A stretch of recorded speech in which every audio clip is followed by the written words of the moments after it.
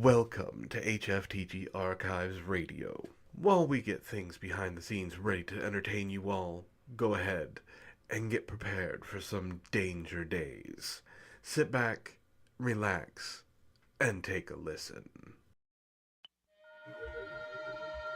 Look alive, sunshine. 109 in the sky, but the pigs won't quit. You're here with me, Dr. Death Defying. I'll be your surgeon, your proctor, your helicopter, pumping out the slaughtermatic sounds to keep you live. A system failure for the masses, antimatter for the master plan. Louder than God's revolver and twice as shiny. This one's for all you rock and rollers, all you crash queens and motor babies. Listen up! The future is bulletproof. The aftermath is secondary. It's time to do it now and do it loud. Killjoys, make some noise.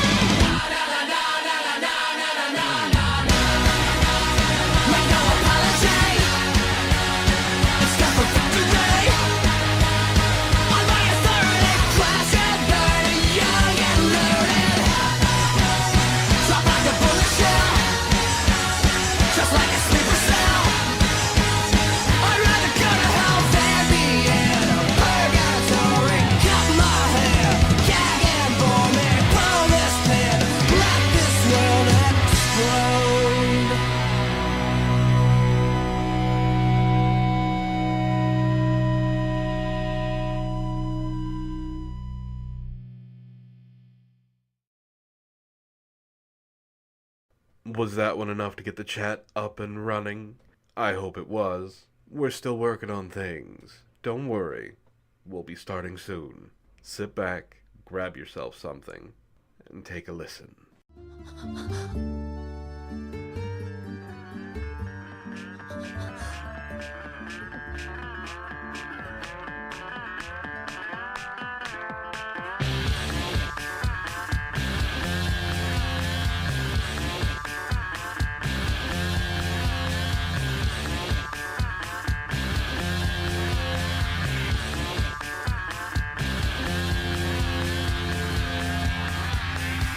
Back to that same balam, yeah.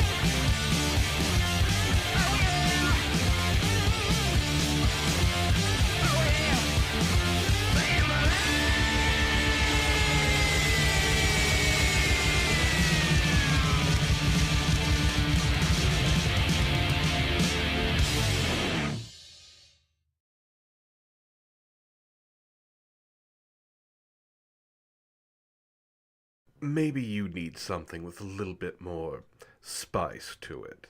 I got something for you. Get those butts moving in those seats. Here's something for your ear holes.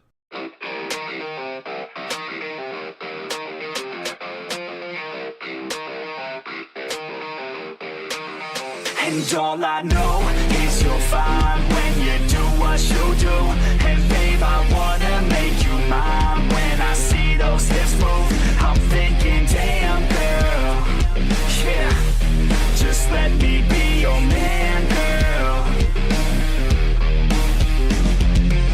Your blood's running through my veins like it's cocaine. We always move fast, never in the slow lane. Enough foreplay, baby, this my domain. Don't wait, take the wheel and we can go play. Oh, you a bad girl, know what you like, yeah. Said you like your eggs with a little sunny side, yeah. Said you make them beg for seconds every time, yeah. I'm here to feel your legs all tingle every time, yeah. And all I know is you're fine when you do what you do. And babe, I wanna make you mine. When I see those hips move, I'm thinking, damn girl, yeah, just let me be your man, girl. She got me all in by the way that she fallin' down that pole, throwing ones like I'm ballin'. Call me a pro, cause I know how to call them. Damn, she fine, I just wanna see her roll. I like rock and roll, don't stop it, no. I like a bad chick, dropping low, down to the floor. Her body, I'll explode, the neighbors hate, ignore. They banging out my door, she's screaming out. And all I know is you're fine when you do what you do. And babe, I wanna make you mine. When I see those hips move, I'm thinking, damn girl, yeah, just let me be your man, girl. And all I know is you're fine when you do what you do. And babe, I wanna make you mine. When I see those hips move, I'm thinking, damn girl, yeah, just let me be your man, girl.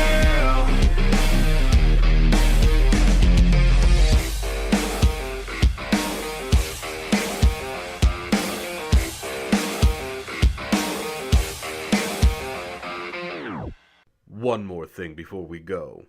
I have some of that end of the world apocalypse type music for you. You're not ready for this one. Don't say I didn't warn you.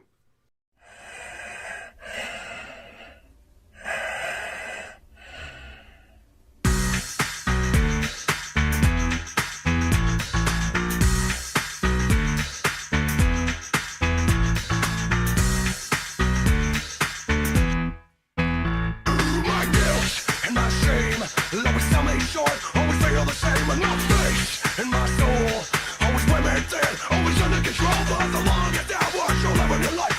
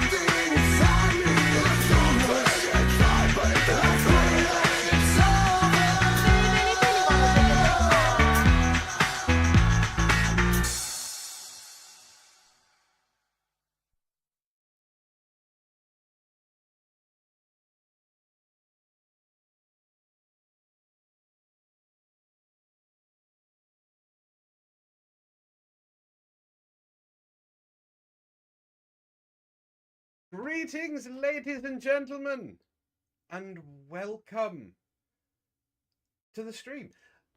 I don't know when Matt decided to start a radio program again, but here we are. Come for the music, stay for the debate analysis. I have a guest with me, as you can see on screen already. Brockus. We're gonna have a hard time following Spice Girls / Slipknot.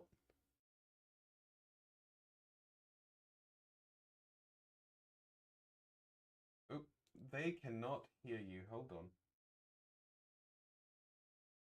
Probably allow them to hear you. That would be a good idea. There we go. All right, let's do this again. Completely professional stream. Ladies and gentlemen, my old friend Brockus has joined me, and we have one hell of a thing to follow up on with Matt starting a radio show. I don't know if I'm okay with this. There's nothing professional about what is happening today. Not at all, especially with what we're going to be watching. I'm already upset. But as I was saying when I was apparently muted, I buzzed my head not that long ago, so there's not a lot of hair I can actually grab onto and yank out. So we're good on that self-mutilation portion. However, I am next to a window, so I may jump out it. You have a beard. I keep it trim. Fair point. Matt's going for a Viking look. Like Good. He's got the sides shaved narrowly like you do, but he's got the front of it long and triangular.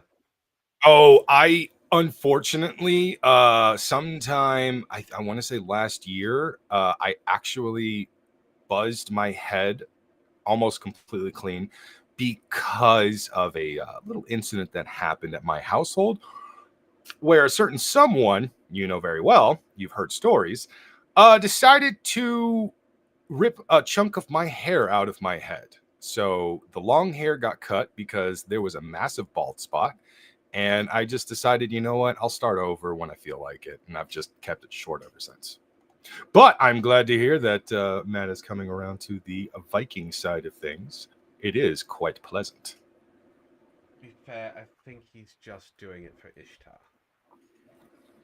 Good. She deserves a Viking husband. I'm sorry, but you know, like what I kept hearing when I was living with those two, fuck! Literally. But also, fucking hell! Listen, I still live with them. I can't get away. I'm stuck here. But since I'm stuck here and I have you here, I have a question for you.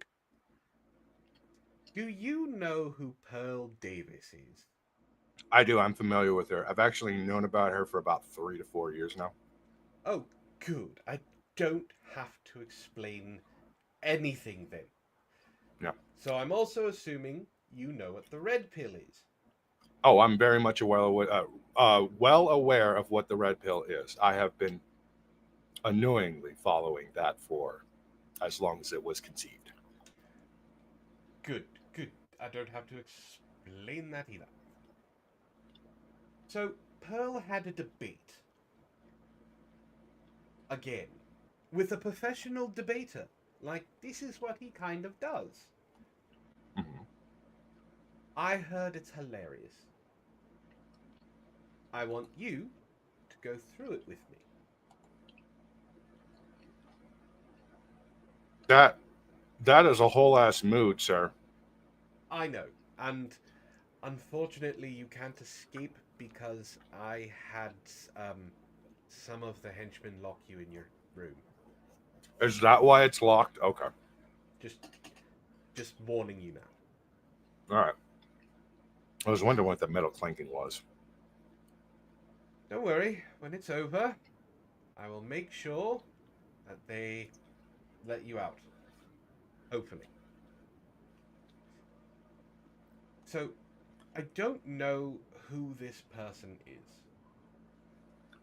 And what I mean by that is this is the first time and only time I've heard of him. His name is Trent Horn. Okay. What is going on with my stream? Why is it doing this? I don't know. You said Trent Horn? Yes. H-O-R? Okay. It's an interesting porn name, but continue. I mean, it might as well be. Pearl doesn't know what the fuck she's talking about in the best of times.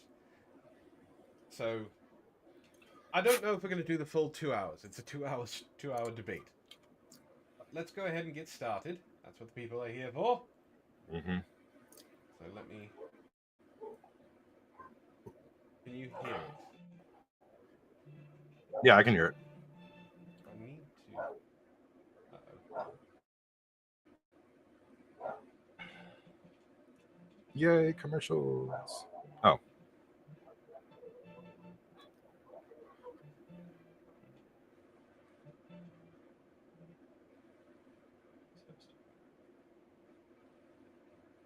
Back it up a little bit.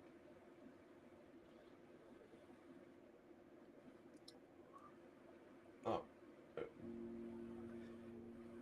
Alright, stream is starting soon, apparently. There we go.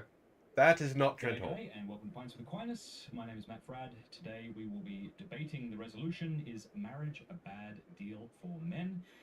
Now, In I the have to ask, affirmative, can we people have hear Brockus, it? And then in the negative we have Trent Horn. We're going to have 10-minute opening statements, 5-minute rebuttals, 20-minute cross-examinations, a time of Q&A for 30 minutes, and then 5-minute closings. The person doesn't get to make the case that they'd like to make. So that's why we're doing that. But before we jump... Alright, I need to know, chat, can you hear it? Because it's coming in weird.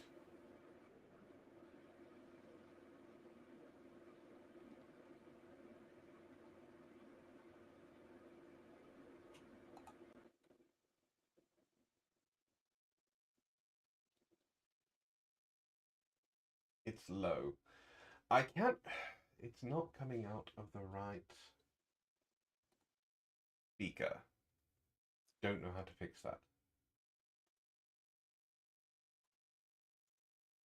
Alright, let me...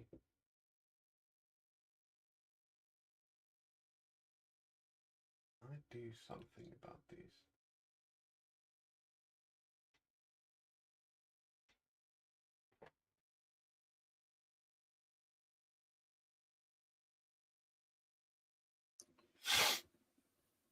Like I said, completely professional. Absolutely, 100% completely professional, yes. Alright, let me stop screen sharing for right now.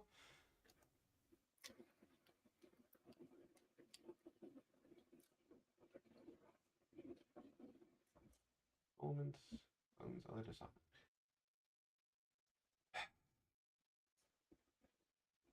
You know, you would think they have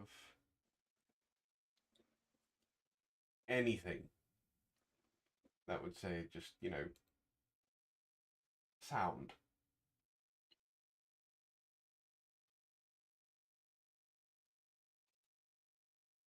I'm going to actually go to my sound settings.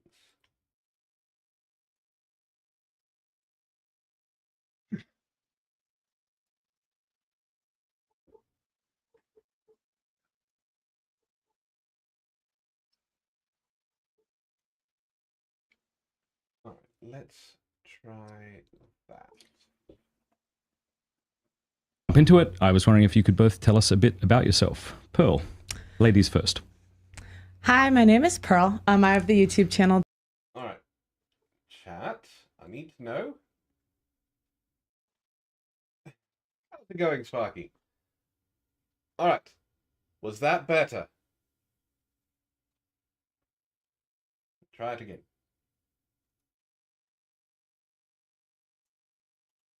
Yes, totally professional. All right, so they're saying it's a bit loud. Ah. Okay, they can hear it. Perfect. Let's go back to screen sharing. All right. We get to... At least Pearl looks somewhat decent in this one. All right, ready? Like fucking hell she does. It's better than she normally looks. When you stick her next to Plank from Ed, Ed, and Eddie, and Ed, Ed, and Eddie looks better, there's a problem. She at least looks decent. Sasquatch looks better than fucking Pearl. Are you kidding me?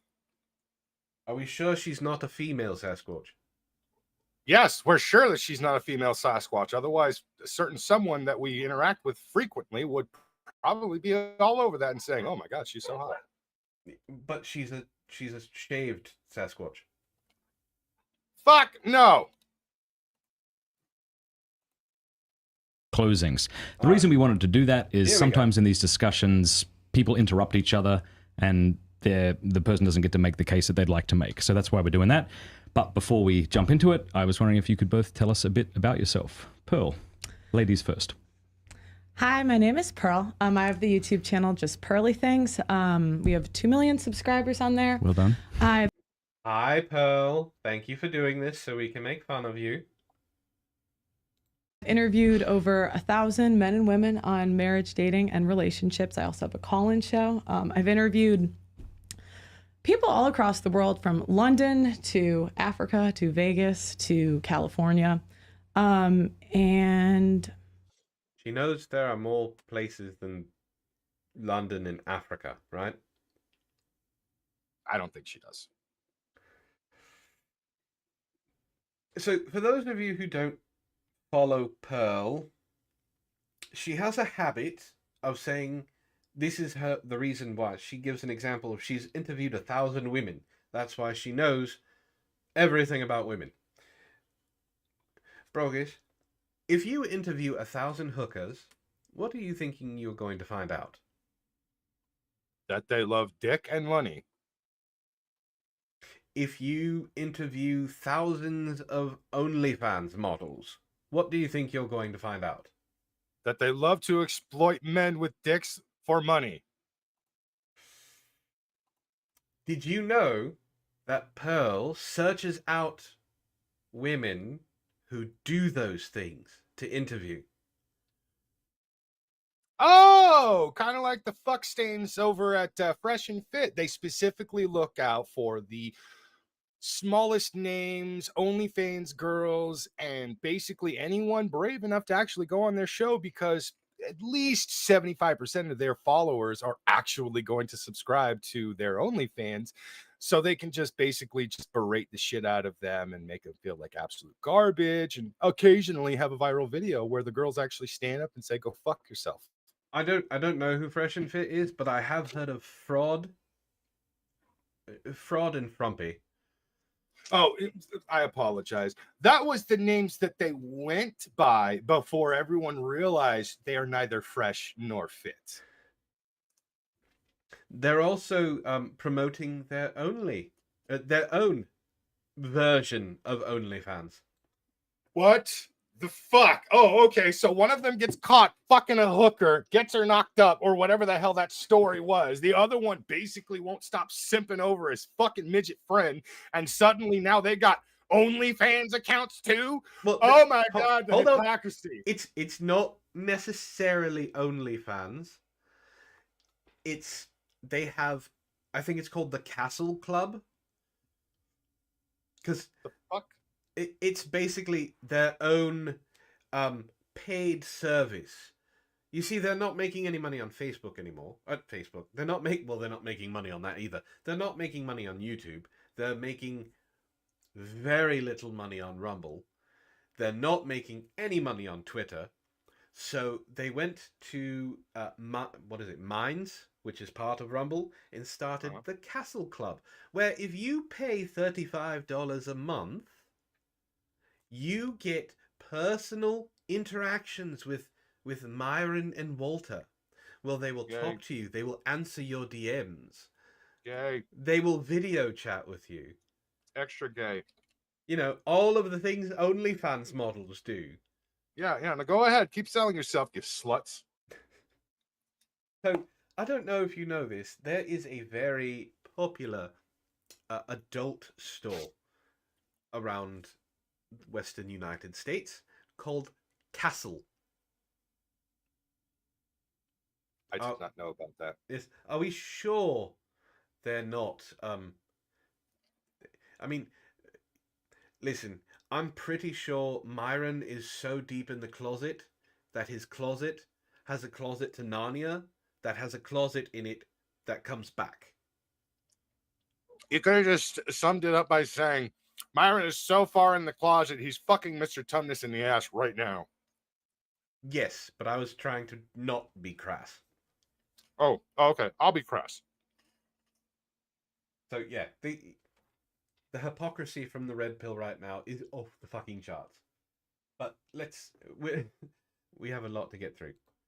Oh, I'm doing a divorce documentary, so that'll be out in the next Oh, wonderful! Where will She's that doing be, a do you know? divorce documentary. My website, theaudacitynetwork.com. Okay, thank you.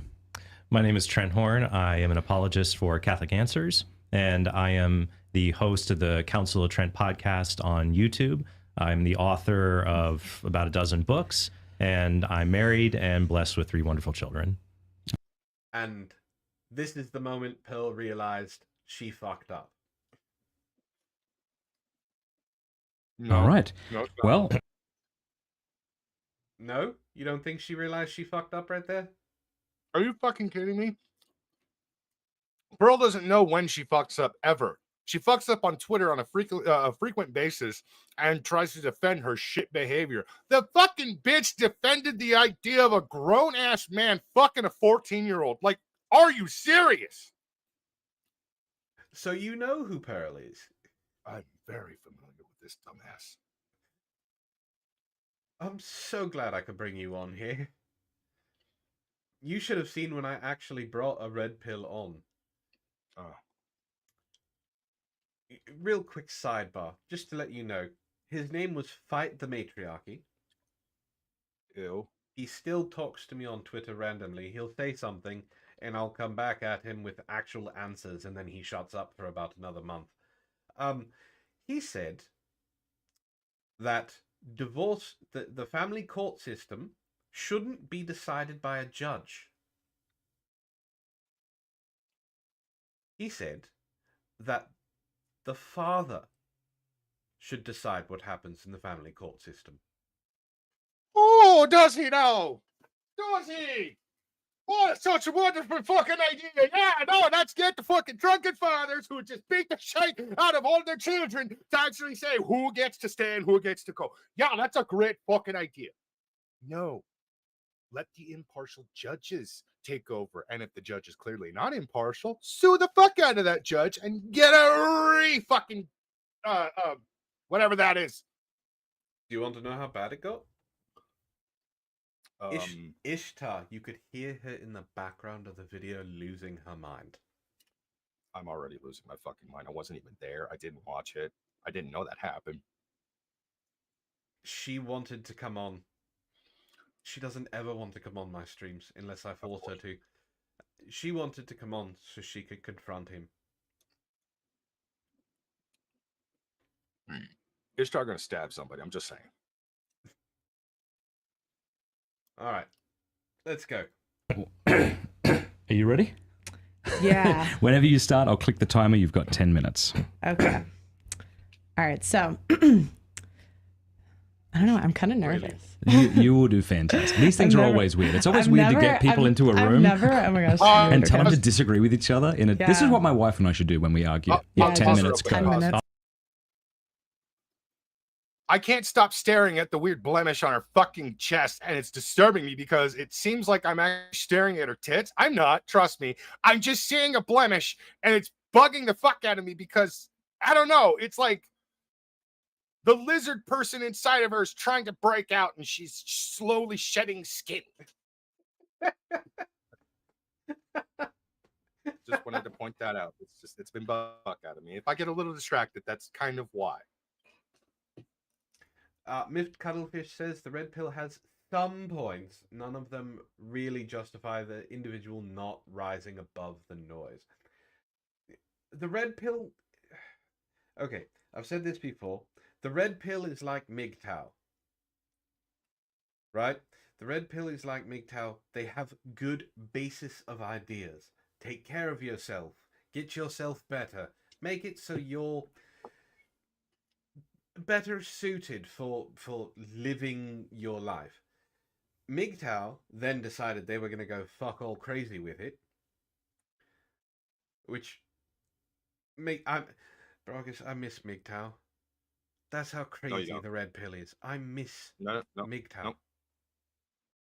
I don't miss the feminists' insanity that we had to deal with in the 20s. I don't miss the MGTOW retards, and I definitely want the red pillars to just fucking crash and burn, because you know that half of the MGTOW morons actually broke off and became the current day red pillars after they hijacked the absolute fuck out of what the red community was starting to become. Because again, as I have stated multiple times in the past, the red pill community does have really good points and some pretty excellent advice when it comes to helping young men become better men, to help themselves be better. Be But the healthier, moment, things like that. yes, exactly. I've been going to the gym frequently.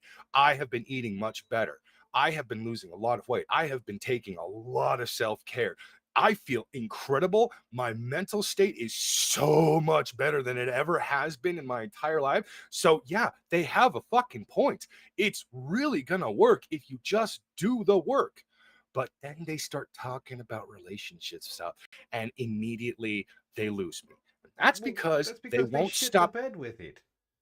They sound like pissed off 30-year-old boys who are still trying to get back at Stacy for fucking leaving him for Kevin. You're not wrong. Most of the red pill rage stems from them being turned down and making it their entire personality. It's pathetic. There is so much projection in the red pill. I've met a lot of interesting people, and I've said this to you before in DMs. These people followed him. Magog came on. Yeah. All of the people from the quote unquote skeptic sphere that used to be around. We went after them. Yeah. And they didn't bitch as much as these red pill idiots. I mean, I it can got say creepy for one certain thing. people. I clowned on Myron so damn hard that I had his red pill followers coming after me for a week. Do you want to know what I said? I told Myron he needs to calm down because he's a Wish version of Andrew Tate. That's insulting to wish.com, but okay. Like, Myron is the, we have Andrew Tate at home. That's what I said. And they lost their minds for an entire week. Feminists, the extreme feminists that we dealt with, gave up after a day. They continue. And they don't want to, and no matter what, I love this because it's really easy to deal with. The first thing they say is they call you a simp. So I ask them to define what a simp is. They don't do that, then they call me a cuck. I say, do you know what a cuck is? They don't define that, and then they start making fun of me. And they absolutely love bringing up Matt's wife. No, of course they do. Just so everybody knows, I have actually lived with these people. I can tell you right now, there is absolutely no time for cuckery in that household. Yeah, the noises, the things I heard, just saying, it's not even remotely possible. And calling him a simp? Oh my God, a husband loves his wife. I know. Oh no, it's so terrible. Yeah. Holy shit, it's the end of the world. Yeah. If a husband doesn't simp for his wife, who should he be simping for? Ishtar has said herself, she simps for Matt, Matt simps for her. That's how it's supposed to fucking be. Yeah, no, it makes sense. But to answer your question, if a husband isn't simping for his wife, then who is he supposed to simp for? Ryan Reynolds. That's the answer. That's fair. Yeah, that's fair. All right.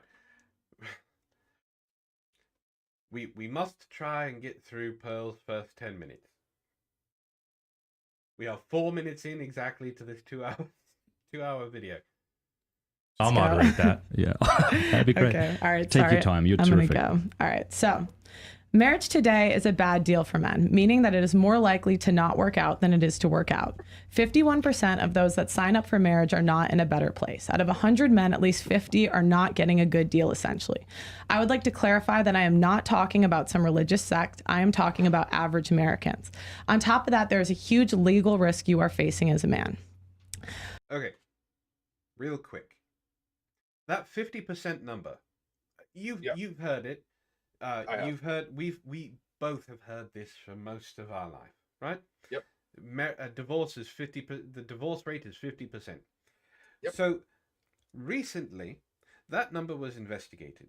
For those of you listening, what that 50% is doesn't take. It's the amalgamation of every divorce that has ever been. All of them. It also is the amalgamation of every marriage that's ever been. So it doesn't take into consideration first divorces, second divorces, third divorces. It's not something that is accurate. So if you go and you look at the divorce rate of, say, 2022, the divorce rate is actually down. I think the divorce rate was at 30%, which is still high, but 30 to 35%. That means there are 65 to 70% of successful marriages in 2022. Will they get divorced in the next 5 years? I don't know. But Here's another thing that Go ahead. here's another thing that the 50% doesn't actually take into consideration. How many of those divorces were the result of somebody being trapped into an actual marriage through, I don't know, a fake pregnancy, or perhaps even a real pregnancy with a woman that he can't stand, or a man they can't stand, whatever the case is? There's a lot of factors that people never actually take into consideration that may or may not be a contributing factor to why exactly so many people are getting divorced. The majority of the people that I have ever actually met, their reasons for divorcing was because they rushed into shit and they should have never been divorced they should have never been married in the first place. I know quite a few people who did actually get divorced. One of my closest and oldest friends growing up throughout high school got married and then divorced within 3 months. Why? She was using. Yeah, Matt got divorced within a year. Yes. There are so many different factors. My friend, who obviously will remain nameless, was being used by a chick who was cheating on him the entire time. And the bitch sounded like a fucking retarded Barbara Walters with that goddamn speech impediment of hers. But he still married her. Another friend of mine got married on 2 separate occasions with 2 different women, and he was actually in the military. The reason why he got married, he rushed into it way too soon. And then the military factor also made it really difficult for him to actually be around.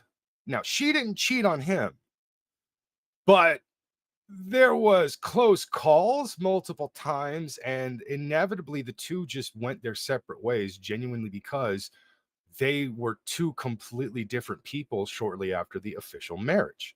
Yeah. They were also very fucking young. And his second wife, well, it turns out she's psychotic, but That happens. That does Yeah. happen. Yeah. Matt has said many times that he has hacked his way through a briar patch of psycho bitches to find Ishtar. So everyone has crazy exes. The problem is Pearl makes it the woman's fault 100% of the time. Perfect example. We all saw the video of P. Diddy whooping the shit out of his then wife. Right? We all saw it. Mhm. Pearl waited until someone came out and said that his wife, his ex-wife, they're not together still, I don't think, was a horrible person, so she deserved it. I'm like, are you fucking serious? It's the woman's fault every time. And that is what they don't like. That's why when I interact with these idiots, get called a simp every single time. And it means absolutely nothing. Because you know this, I'm a middle of the road type person. We have talked about this. It's why I will never skyrocket into YouTube stardom, because I don't give viral clips. I don't go off the wall crazy. I have very center of the road. Everybody needs to be nice to everyone, treat everyone equally kind of takes. So when I tell them it's not always the woman's fault, automatically I am a blue-haired leftist cuck. My wife is cheating on me at this very moment. She's sucking every dick at work. Like, they lump me into this thing. I'm like, you don't even know what my stances are on anything. You jump to fucking conclusions on everything. Every single red pill person I've ever run into is an emotional bitch. Yeah. So, as Chaos pointed out, we're barely 5 minutes in and we've already ranted for 20. This is why I can't do short videos on these people. They say some. Look, RX Red Pill, he makes 1 to 2 minute videos. My video on him was 30 minutes long. Why? Because he's a fucking moron and I have to go through and explain everything, or else I'm taking them out of context. You kept saying stupid shit. I watched those videos. I love the mask. I really do. I get under his skin so much. You have no idea. He randomly... Oh, and he's also the biggest Pearl simp I've ever met. He randomly retweets things that I say because he thinks he gets an own on me. And then you go back 2 hours later and his entire comment section is, that's not what he said. I don't know what you're trying to do, but he didn't say that. And then, of course, I have haters. Not the haters that you and I know. I have legitimate haters who follow my tweets because they see me clowning on Myron constantly. I have no idea what I stepped in when I started doing this, but here we are. Alright, be prepared. Nails on the chalkboard. Pearl is going to talk. Again, I am not here to discuss the religiosity of marriage, but I'm here to talk about the outcomes of marriage in 2024, as well as the legal ramifications for getting married. I've interviewed over 1,000 women and men on marriage and relationships, and have been putting together a documentary on family court, and have found that most men have no idea what they are signing up for when they get married. Marriage is objectively a bad deal for men in 2024. What I would consider a bad deal is where the risk outweighs the reward. What I would consider a successful marriage is an obedient wife and staying together for a lifetime. To put it simply, men want sex, silence, and sandwiches from a woman they are attracted to. I can't believe she tried the joke. She had a viral tweet. I'm sure you saw it. Men just want sex. The 3 S's. Sex, silence, and sandwiches. Bullshit. I have said it before. I will say it again.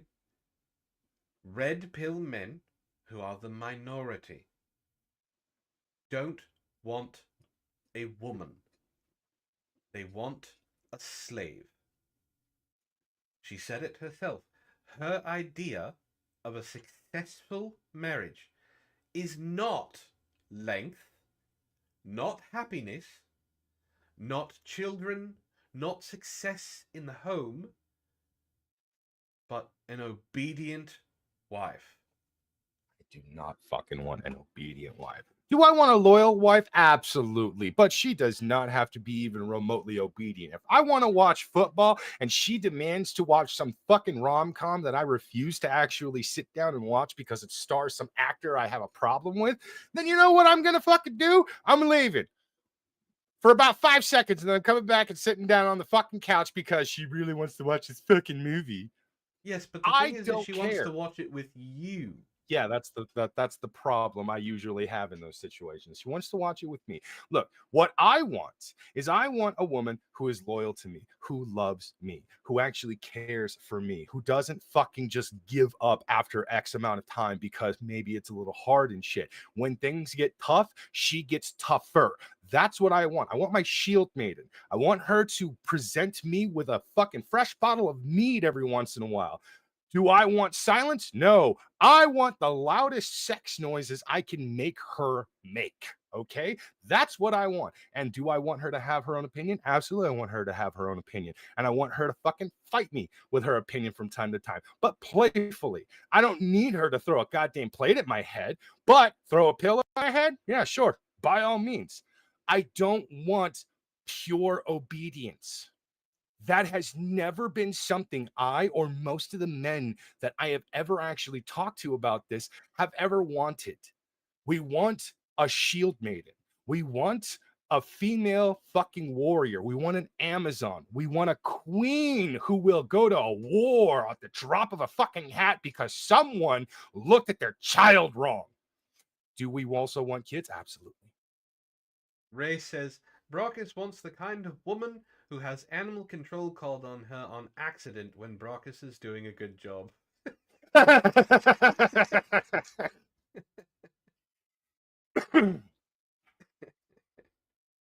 Oh, yeah, no, I'm looking at that. Ask Matt what it's like when he needs me to get tough. I go from marshmallow to graham cracker.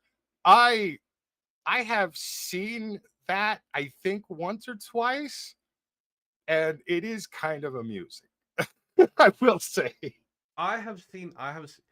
So I was with them when this happened. This was before you came to live with them. There was an issue with the internet. So I was with them. Ishtar went up they went into the place, which is wild. I didn't know they still had internet stalls, but okay. She went into the place, started to tell there's a very nice young woman. They had like a concierge kind of thing. Excuse me. And Ishtar starts to tell the nice young woman what the problem is. She doesn't understand. There is a moment where there's this little switch that flipped in Ishtar's mind. I saw it happen. I saw it in her body language. And the claws started to come out. Like she went from 0 to Karen at the drop of a hat. And I don't mean the Karen that we see on the internet. I'm talking, she was literally going to say, "Can I talk to your manager?" And Matt had to pull her aside, say, "Calm down," and then tell the young woman what was going on. I saw the fear in that young woman's eyes. It was like a deer staring at the headlights of a semi-truck going 80 on a dark freeway. I'm pretty sure Ishtar gave her PTSD. I guarantee she quit the next day. It was awful. But, yes. One of the things that Pearl and Myron, Walter, Rolo, a couple of the other morons, even Sneeko have said, is that men don't want sex. They don't want women who are promiscuous. I have one word for that. Bullshit. Here's why. The sexual revolution of the 60s. You weren't alive for that. I wasn't alive for that. The men who were very happy. Why were the men happy? Because women were like, "We're going to fuck whoever we want." And the men went, "You're going to have sex with me for no reason?" Women went, "Yes." Men went, "Thank you, God." Why? Because men want sex. Mm-hmm. They do want sex. They do want promiscuous women. They just want them to be promiscuous with them. Mm-hmm. It's also, I haven't brought this up in a video yet, so I'm bringing it up here. I probably will bring it up later. The entitlement of red pills astound me. So, one of the biggest hypocrisies that I see is, well, Pearl herself says men can cheat however many times they want. Bullshit. Yeah, women cannot. A man cheating is not as bad as a woman cheating. Again, What? that she stated that. I wish I was joking. It is either way, both are bad because you're breaking trust. Yeah. I've talked to red pills who have, and I quote, say that the woman that they're supposed to marry should not be, should be a virgin, and they should know they need to stay a virgin until they meet them. Bullshit. My response was, why? They don't know you. Why do they need to? They're their own person. You don't own them. You don't own who they are. You didn't know your wife beforehand. The simple response was, they should know better. They should Wow. know better. So should you. One thing that recently happened that shut these idiots down was very, very simply stating, why should a woman care about her virginity when you didn't give a shit about yours?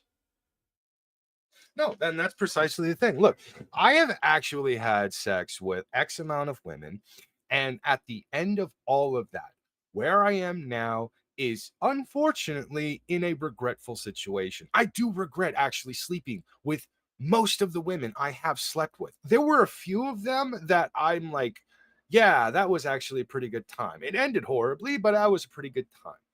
But in all fairness, I was having premarital sex with women that I was dating at the time or women that I wasn't even dating.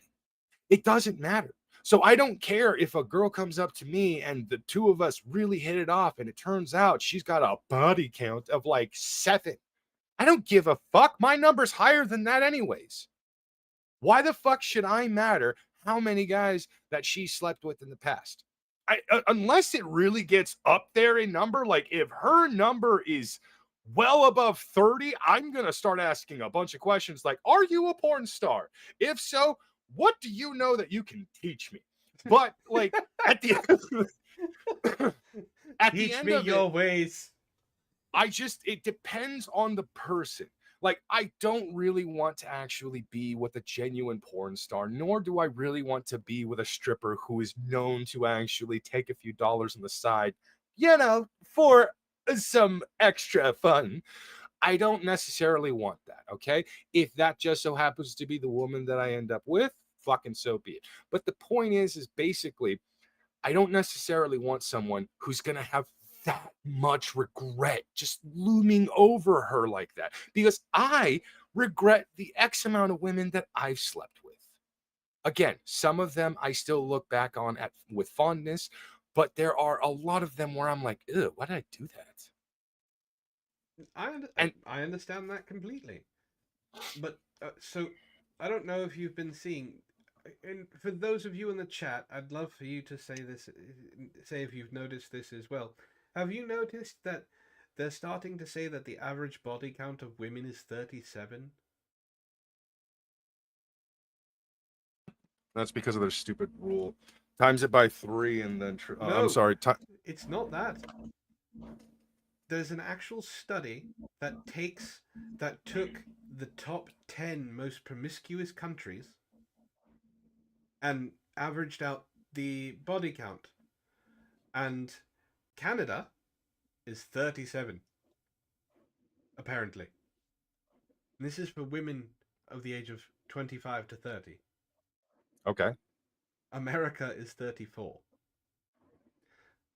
Now, when I asked this person who showed me this study, a few important questions. What questions were asked in the for the data? What did they consider sex? What did they consider a part of the body count?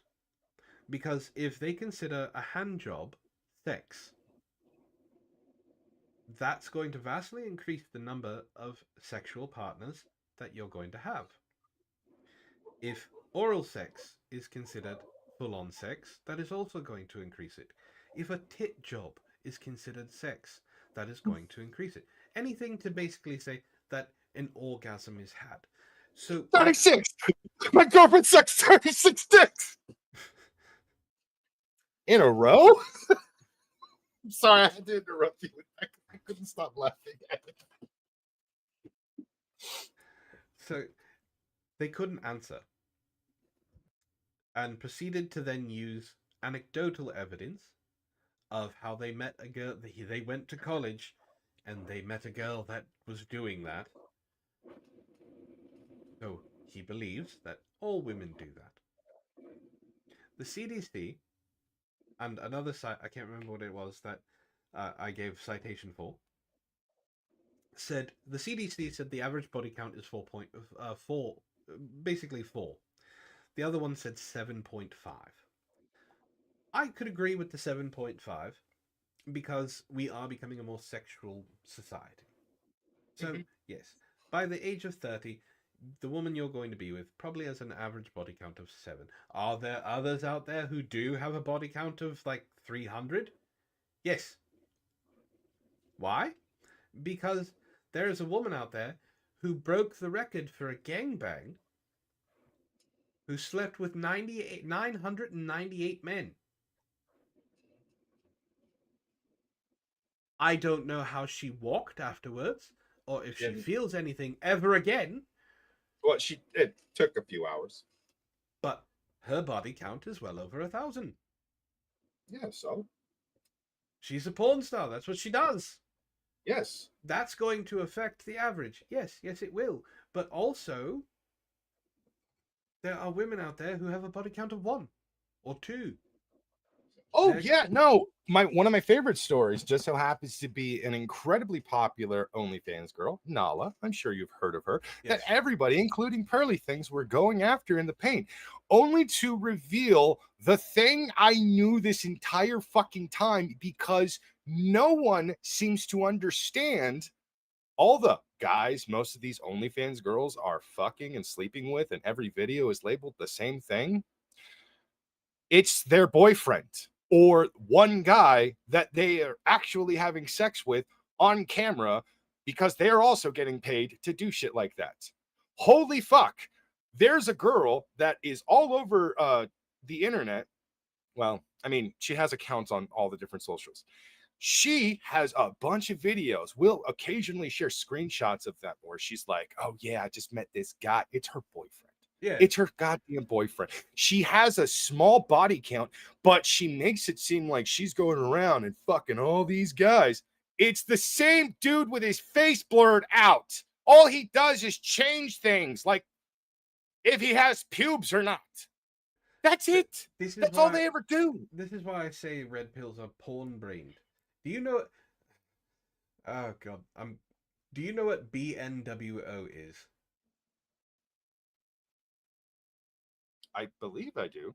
It's Black New World Order. Oh no. Then I have no idea what that is. Yes. The Black New World Order is a kink.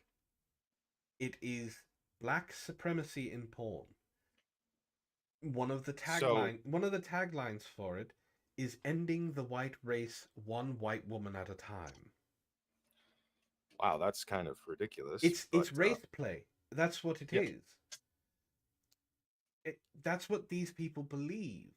Red pills believe that that woman you're talking about has slept with thousands of men, even though it's the same guy. Yeah, because they want to believe the fantasy. It's gross. It's incredibly gross. And you know, it's also gross that I actually pointed this out on Twitter earlier, or X, I guess. It's really hard. It's Twitter. Don't fucking call it X. What's wrong with you? But basically, on the site, I actually pointed out that there is something of a kind of fucked up subculture going on even in the porn community. Did you know that interracial porn is literally only a black man with anyone not black? Yes. That is the only thing that the porn industry considers to be interracial porn. It doesn't matter if it's a white guy and an Asian girl, doesn't matter if it's a Mexican dude and a black girl, does not matter what the actual mixture of the different skin tones and races are. They are not considered interracial. It is only black guy, non-black girl. Yep. That's it. That's pretty fucking racist if you ask me, to be honest. But you can look it up. If you actually go to sites like The Hub, you can look up interracial porn and eventually you'll get a few, you know, homemade movies and some things that are re-uploaded by other people with the tags on them, because there are actual members of the porn community who are trying to fix the blatant fuckery going on behind the scenes. But everyone behind the scenes knows the same thing. It's kind of fucked up that that's the only way you see it. Yeah, it's a like I said, it's a kink. The red pill believes those kinks. Of course they do. All right, she's not done. We have to. That's what these people are here for. They're here to hear Pearl and his stupidity, and us to run her down, which we're kind of doing, but ranting at the same time. Fortunately, women are not offering that in 2024. Women have zero interest in being wives. Gen Z women rank men 7th on their priority list, coming behind things like education, travel, and experiences. Millennial women are not much better. They rank men as 4th behind their careers, education, and finances. I personally have interviewed over 1,000 women from London to Miami to Vegas and even the suburbs of Chicago. And I can tell you firsthand that most young women have no interest in being wives. This can be shown by women's outcomes and choices. Many men like Trent have been married for years and have no idea what the dating market is like for young people. 1 out of 3 women have had an abortion in the United States. 1 out of 4 women has an STD. 90% of women have been on birth control at some point in their life. 80% of sexually active women. Hold on. What's wrong with birth control? I don't understand what's wrong with birth control. Well, aside from the new studies that have come out that does cause long-term problems within the woman's body, I guess nothing, honestly, because most conservative Christians will even say you should use more birth control, like condoms and other types of contraceptive. Like, it's not a problem. That's all birth control. Yeah. If you don't want a oopsie baby, then fuck it, just use a condom. But I don't like condoms. Okay, then shut the fuck up. I mean, we could always talk about Walter. Oh my God, no, please. I don't want... That's a goddamn retarded rabbit hole that even Bugs Bunny wouldn't go near. There's nothing wrong. Now, she pointed something out. She says she interviews young women. My guess is she interviews young women who are 20, 25, maybe 25. Let's say 18 to 22. Those are the women she's interviewing. Those women are going out to clubs. Those women are going out to bars. They're not looking to get married right now. They're looking to live their life, which is fine. Humans' life expectancy has extended. Now it is, on average, you live to be over 80 years old. So it's like, come on. And will contract HPV at some. Say that again? That number has unfortunately started to go down recently. Well, the life expectancy number. It's not drastic amount, but basically, like, there have been people that have come forward with various studies that shows that not only have the younger generations lost intelligence, but the older generations are dying at a faster rate than they probably should have been predicted. Like, things have gotten really fucked up, but I don't believe it is like one problem. I think it is a collection of problems, but that's a conspiracy theory we're going to get into at a later time. Continue with the video. Okay. Point in their lifetime. The average woman is 5'3" and 170 pounds. On top of that, men can never really know the sexual past of the woman they are marrying. Dating apps have made promiscuity more accessible and easier to hide. Women have a great incentive to lie about their sexual past. The CDC reports that the average number of sexual partners for a woman is between 4 and 8. But I can tell you from interviews that I have done that below 10 is considered low nowadays. This is especially crazy considering once a woman has over 5 sexual partners, she is less likely to have a stable marriage. After women have had over 10 sexual partners, the chance of a happy marriage drops to merely 14%. Only 3% of women report waiting for marriage for a religious reason. A quarter of women have a mental illness. Over half of women between the ages of 18 to 29 have at least one tattoo. The average woman has at least $26,000 worth of debt. And on top of that, young women are officially out cheating and out drinking men. That makes marrying a woman today a higher risk than times of the past. But let's look at marriage. What benefits are given to men in marriage? Tattoos don't matter. The stigma on tattoos has disappeared for the most part. I mean, you could agree with me on that one, yes? I'm sorry, my brain shut off. Could you repeat what you were to say or what was just said? Like, Tattoos, I'm staring at the screen. tattoos are no longer stigmatized. Oh, yeah, no. Dude, even conservative Christians are looking at tattoos like, man, that's a nice ink. They used to scoff at that shit all the time. I mean, you still got people like, a Ben Shapiro or a Matt Walsh that'll look at a woman with tattoos and think, oh my God, trash. But like Steven Crowder, great example. He does not shy away from women with tattoos as long as it does not look like absolute shit or trash. Tattoos are not a bit. So what if average woman has at least an average 21-year-old has a tattoo? Big fucking deal. She is expressing herself. That I don't know when we slipped into purity culture. Oh, I do, but I'm not going to talk about that. Because that's what they're asking for. They're asking for purity culture. And it's, no, of course. It's I want to say it's a religious belief that I can't make fun of online without getting hate. Yeah, that's sort of the origin story. Sort of. So I'm just gonna leave it at that. Let's let her babble. 100 years ago, men would have gotten a debt-free virgin who gave him 4+ children and was expected to obey him. Unfortunately, now modern marriage is simply whore management. The majority of women are not known to be obedient wives. How do we know this? From one, we have phrases like, it's cheaper to keep her and happy wife, happy life. If women were so obedient and good wives, why are all of the phrases focused on bending to the will of the woman? On top of that, we can look at women's choices during marriage. Some common problems that I have found is that women gain a significant amount of weight in marriage. On average, women gain 24 pounds within the first 5 years of marriage.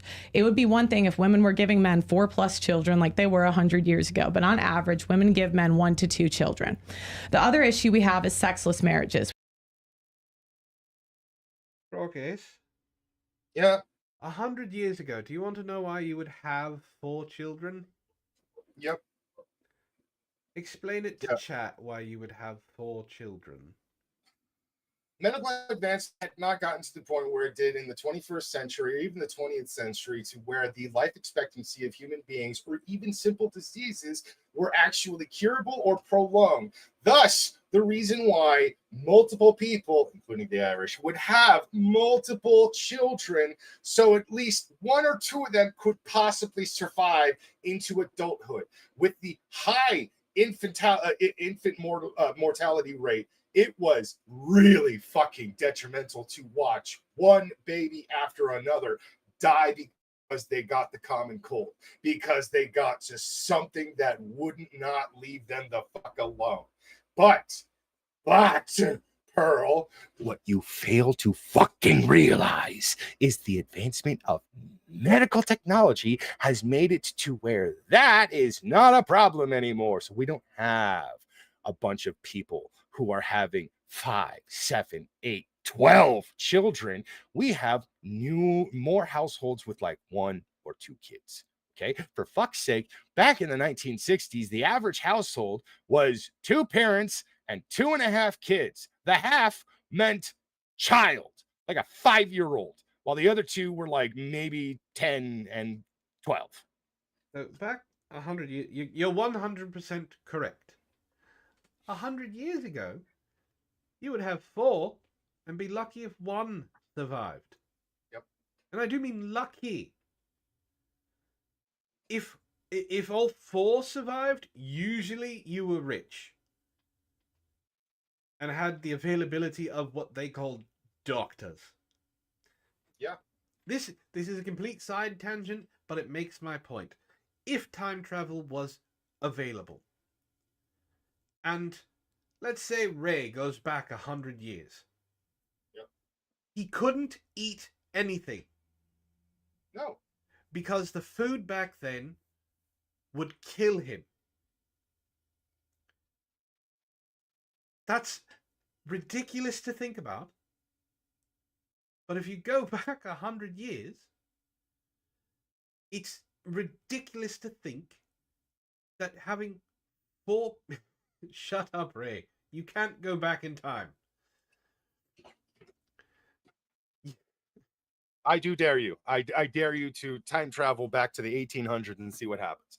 No, you're absolutely correct. If we were to time travel back to even the 1920s, you and I would have the absolute worst shits of our life just simply taking a glass of water and having a little sip. Yes. So the cleanliness of food back then was not great. Yeah. So her using 100 years ago as an example is absolute garbage. Uh-huh. So when we look at the boomer generation, a third of them are in sexless marriages. How many men have reported that women stop sleeping with them after they have The boomer generation is in sexless marriage. They're 80 and 90 plus years old, you stupid cunt. What the fuck do you expect them to do? Actually, Gyrate? they're probably having more sex than anybody. That, kind of. Old folks' homes are notorious. Oh, yeah. Sex dens. Yeah, no. They have so many STDs circulating in old folks' homes. It's fucking insane. But still, sexless marriages. Bitch, they're fucking either dying or ancient. There's a reason they were called the boomers. Boomers is short for baby boomers. Mm-hmm. They came home, grabbed the first woman they saw off of the boat, and basically said, "You're mine. We're going home. We're going to have a bunch of babies." You know, that's actually the generation that started the high divorce rates, by the way. A lot of people tend to forget this little factor, but how the divorce rates got so out of control was back in those days of the baby boomers, the 1940s and 50s. Basically, young people wanted to have sex so badly, but not only was it socially unacceptable to have premarital sex, it was also frowned upon by even the staunchest of religious and non-religious households. I shit you not. Everyone back in those days had some kind of a respect for God and God's laws about no fucking before marriage. So the majority of these people would get married right out of high school or even right before the end of high school in order to actually have sex with their sweethearts. And then a few years later, we can't stand each other. So there's only two ways out. Inevitable death in an extremely unhappy marriage that causes fucking mental problems for the next generation, or divorce. And then you don't make the same mistake again. But then guess what happened? They made the same mistake again. Of course they did. But yeah, so going back 100 years, fucking dumb. Saying people, you know, the boomer generation is in sexless marriages. That's because they did all of the sex, stopped having sex, and are now having sex again. Like, I don't know where she gets her numbers. And I don't think she understands what she says. Actually, I know for a fact she doesn't understand what she says. Of course she doesn't. children? How many men would sign up for marriage if they knew that they no longer would have sex? Their wives would no longer have sex with them. Now, while this is not the majority of those marriages, that is still not insignificant. Men are not even guaranteed an in-shape wife who sleeps with them. Now let's talk about the legal ramifications of marriage and family for men. I do not say this with a happy heart, but there is simply no legal way to stop a woman who wants to divorce you from doing so. My logic is quite simple. When you pay people to do the wrong thing, more people will do it, even seemingly good people. Unfortunately, men, the divorce system heavily benefits women, and the stats reflect that. Women file for divorce 70% of the time, and 73% of the time, the reason given is irreconcilable differences. This does Filing doesn't matter. Now, I don't know. I don't know if you're a fan of Destiny. I'm not, but I do occasionally watch Destiny, and I do agree with Destiny on certain topics. A lot of the time, however, I think Destiny's a fucking idiot, but he has really good points on certain subjects. So he has a good point for this. The reason filing doesn't matter is quite simple. If we'll use, who do we want to use as an example here? We'll use Zeogold as an example. Zeogold is married. He thinks he's in a happy marriage, but Zeogold stays home all day, takes a shit on the bed, smears it around, and then leaves it for the wife to clean up. Oh my god, Zeogold is Amber Heard. Fuck you. Get out of the chat, you sick bitch! Zeogold sees no reason to stop this. His wife continually asks him to stop this behavior. Now, he doesn't, so thus his wife starts filing for divorce. Is it her fault that she filed for divorce? No, it's Zeogold's fault for shitting on the bed and smearing it around all day. Fuck you, Amber! I'm sorry, what? So, that's why filing doesn't matter. If a man goes home and beats his wife every single night, and she files for divorce, it doesn't mean that she's the cause. He's the fucking cause. She just did it. And there's another there's another thing out there. Women, if they love you, they will put up with a lot of shit. If it gets to the point where they don't want to do anything to save the marriage anymore, you done fucked up, and they will act. Men are more likely to sit there and just accept it for what it is, and not act, not change things, and just continue to go over and over and over and over again. Women will see that this is not working and will act to change it. There's that viral video from the Whatever podcast. Now, mind you, I actually do enjoy the Whatever podcast, and I think that Brian has a relatively decent head on his shoulder. I don't agree with a lot of the criticism that some people have been saying. He found a formula that works and he's stuck with it. Fine. Just, leave it at that. But essentially what has happened is there's this one viral clip where one piece of shit, and then Justin, a guy who had another viral clip basically go because of his spat with one of the other female guests.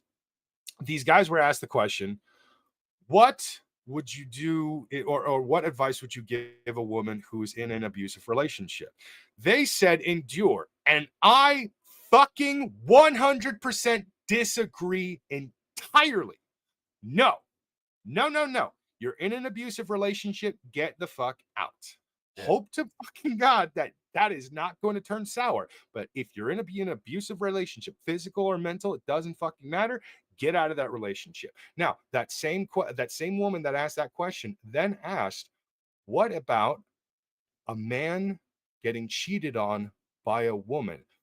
They immediately had an answer. They had a response. Everyone jumped up and said, well, it clearly says in the Bible, go fuck yourselves, you one-way street having bitches. Yeah. All right, let's go.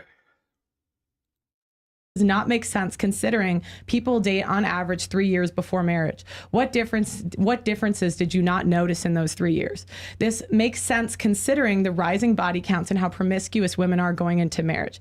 This is not only devastating to men, but also deadly. Men are 9 times more likely to commit suicide following a divorce. Child support is tied to Social Security and Title 4D, and if you cannot pay, the government can take away your money directly from your bank account, ruin your credit score, take away even your fishing license, take money directly from your paycheck, and even throw you in jail. The best interest of the child is a principle to ensure government policies safeguard the rights and holistic needs of children. It is standard used in family law to make decisions impacting a child in matters of adoption, child custody, guardianship, and visitation. This principle means that any situation should be looked at from the child's point of view. This sounds nice in theory, but this law is weaponized against men all across this country. This means the best interest of the child, even in cases where you are lied to about paternity. For example, in California, if you were on the child's birth certificate after the age of 2 and you were lied to about paternity, you are on the hook for child support for 16 years. There are many ways that women weaponize the family court in order to drain resources. Say that again? You know what's weird? What? Since we unpaused it, she's actually made sense. I'm not kidding you. This is one of those rare moments where everything that Pearl has just said is accurate. Yeah, The courts do have a tendency to favor the woman over the men, and yes, women have a tendency to manipulate their own children to go against the men. It's really fucked up. It really is. Now, I will agree that the court system needs to change. Oh, absolutely. The problem. So I don't remember who it. Ishtar told me about this. She doesn't remember, but she got it. Now it's off of Reddit, but apparently they cited a whole bunch of court cases and studies and things like that. So take this with a grain of salt because it is, fourth hand hearsay. But the what she had found out was that in most cases where men actually fought for their children, they got them. Like, no, that's true. If men go out and actually go to the family court system and fight for their children, they will get them because most of the time in cases like this, the men make more money, right? Yes. So they have a better household. They have more money to take care of them. They have the ability to provide healthcare, take them to school, etc., etc., etc. What normally happens, and this is an entirely male ego thing, is Brockus, you get married, you have a kid, you get divorced. Instead of thinking, I'm not saying this is you, I'm using you as an example in a hypothetical, you know that. You, instead of saying, I need to fight for my child, look at that and go, that bitch can take care of that kid, I have an opportunity to go get another woman. And that's what they do. Yeah, no, that's ridiculous. It's so they saddle the woman with the child so that they can go get laid again. They don't care. And then when it gets pointed out, they're like, no, I do care about my child. Then why don't you have 50-50 custody? Why is she the one with most custody? Yeah, well, so I actually know plenty of people who, oh, it's so fucking frustrating.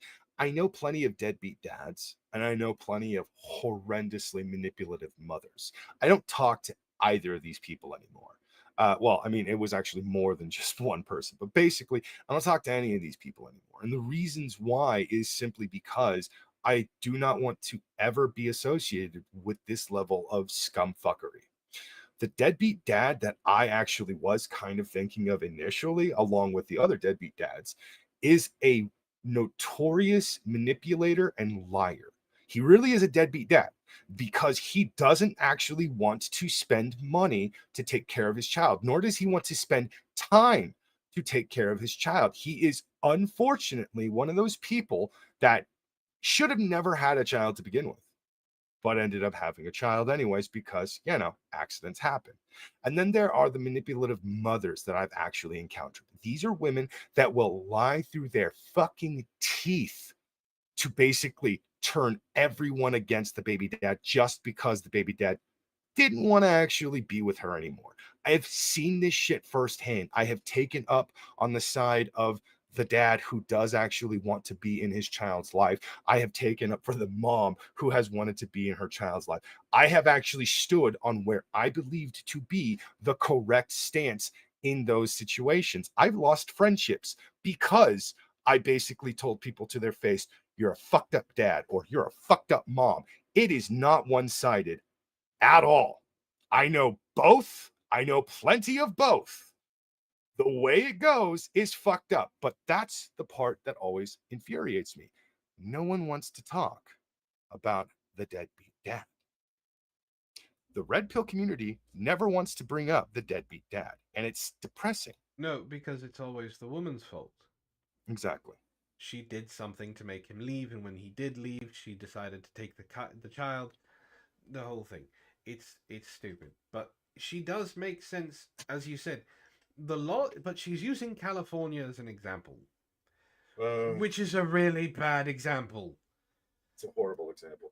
California has some of the worst laws and statutes and codes in the country. Yeah, California is a breeding ground for everything wrong with America. So it's, I mean, she's using an extreme. She's doing what I've said before. She's using an extreme example and putting it forth as the norm, and that's not what happens. That's the Sources part from that always infuriates me. Yeah. But I'm going to list a couple I have seen. I have seen temporary restraining orders set to separate fathers from children. Men can be kicked out of the house they pay for on a moment's notice with a restraining order. In that time period between her filing it and going to court, the mother can put the father on child support because technically she is spending more time with the children. What is not considered is that the woman spent more time with the kids because she had not been letting the dad see them due to the restraining order. This is not illegal for women to do, and there is no punishment. I interviewed one man in London who had spent over $100,000 fighting for his children and still had not seen them in 2 years. I interviewed another man whose wife tried to transition his kid without his permission. I interviewed another man who, I interviewed another man whose wife was trying to transition his kid without his permission. It took him 3 years and over $50,000 to get custody. Imagine if he did not have the money. Many men go into bankruptcy trying to fight for their children. A case I covered in the state of Chicago, a father had paid over $1 million to his ex-wife during a divorce and was still thrown in jail because he could not keep up with his $10,000 a month payment. The child support payment is calculated by current earnings. So if a man loses his job, which many do due to the stress of divorce, he is still on the hook for child support even if he cannot afford the money. Child support.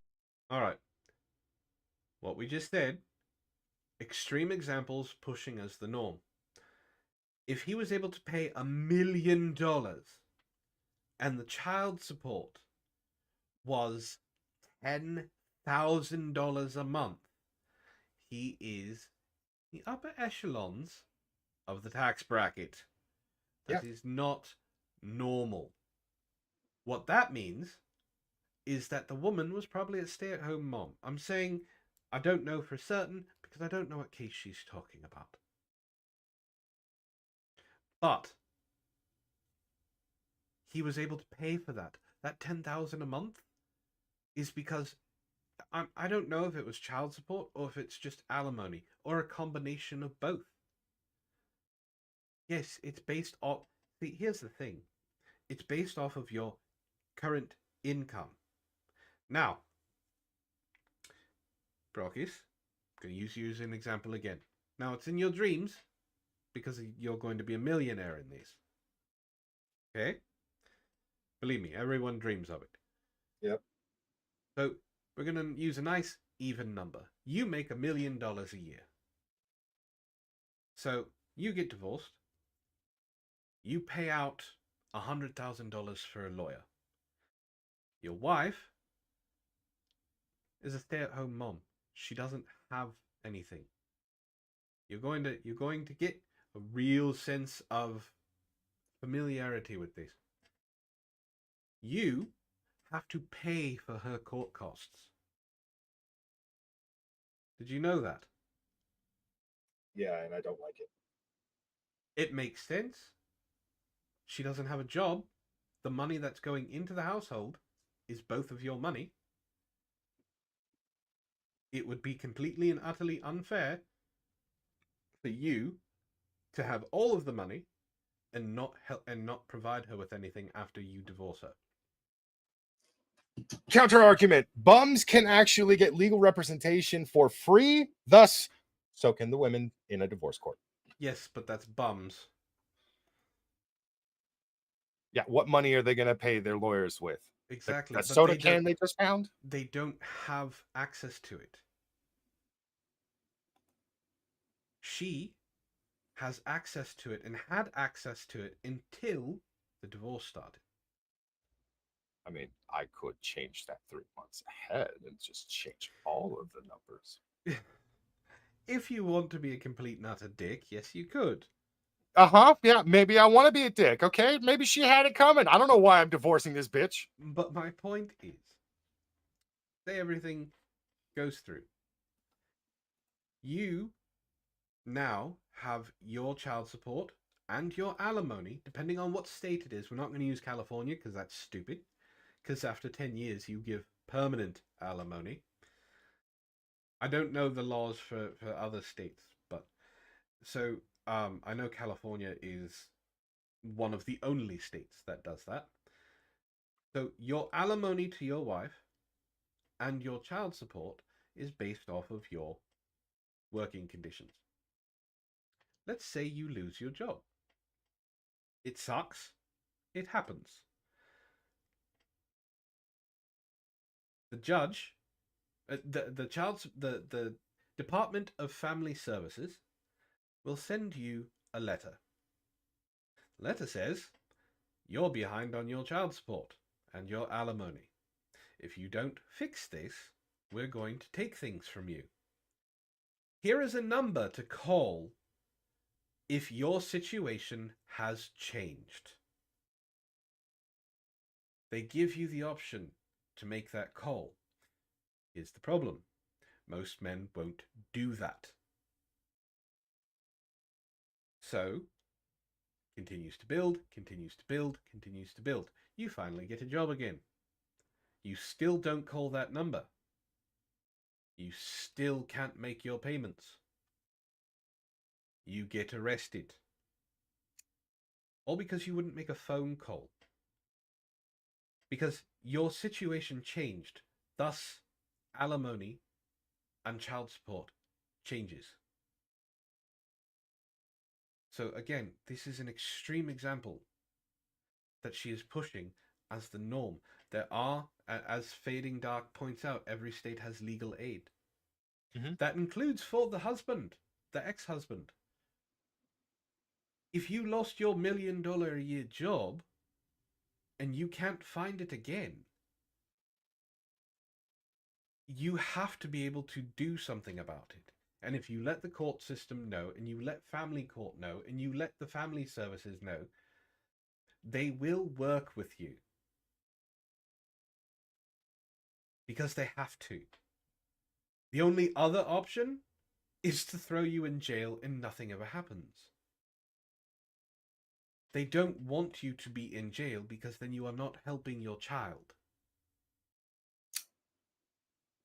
Well, that depends. Is this happening in California? Because yes, they absolutely want me in jail because Again, they can milk more of money out of me. I'm not using California as an example.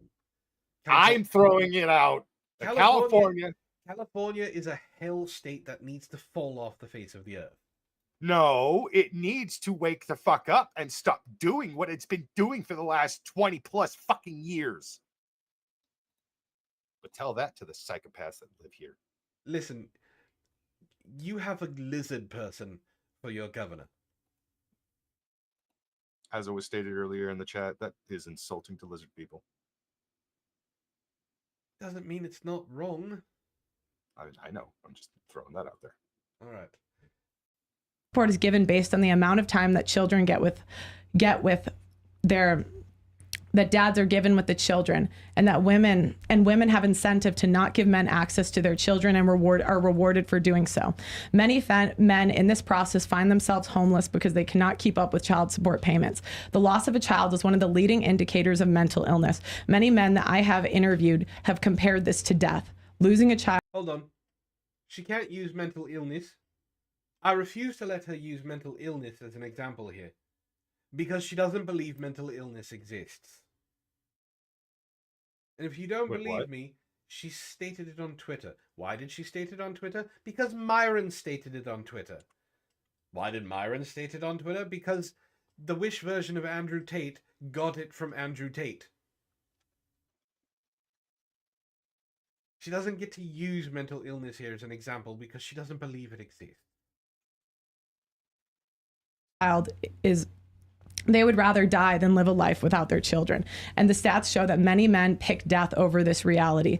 Another thing that most do not know is that family court is not based on evidence. It's based on a balance of probabilities rather than beyond a reasonable doubt.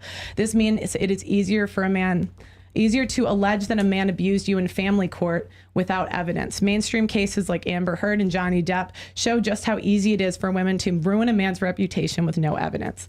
Many times the women are actually given free resources from domestic abuse centers in order to assist women in this. In many areas, the courts have alleged that the definition of abuse has changed in the last 50 years to include things like emotional abuse, financial abuse, and have also changed the definition of rape from forced sex to sex without consent. The problem you get when you change these definitions to be more broad is that women are allowed to say things like yelling is abuse and he did not let me spend $5,000 on my credit card, therefore he is abusive. That I agree with. A broken clock is right twice a day. Pell is right about this. The change of the laws and change of the verbiage screwed things up.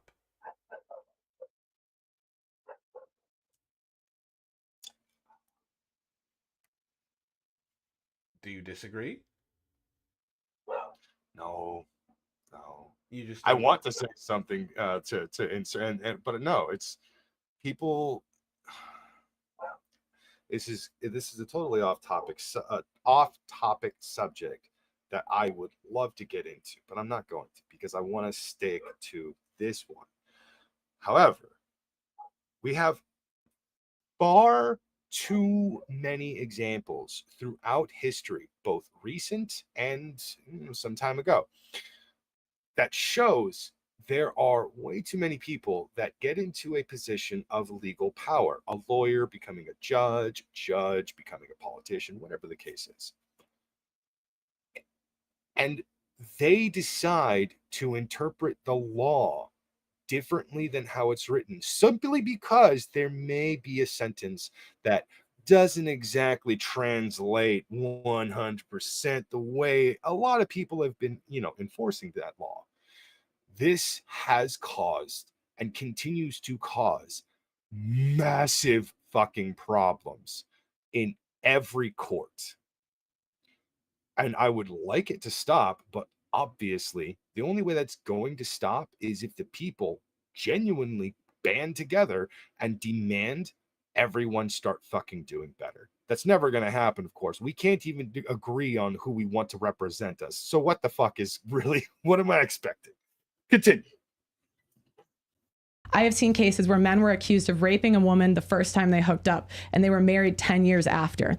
Women weaponize this against men. The problem you get with these definitions that are more broad, that women are allowed to abuse the system. As I said before, losing a child is like death to a lot of men. One area that we studied was veteran suicide. 44 veterans a day commit suicide, and over 400,000 men have died due to suicide in the last 25 years.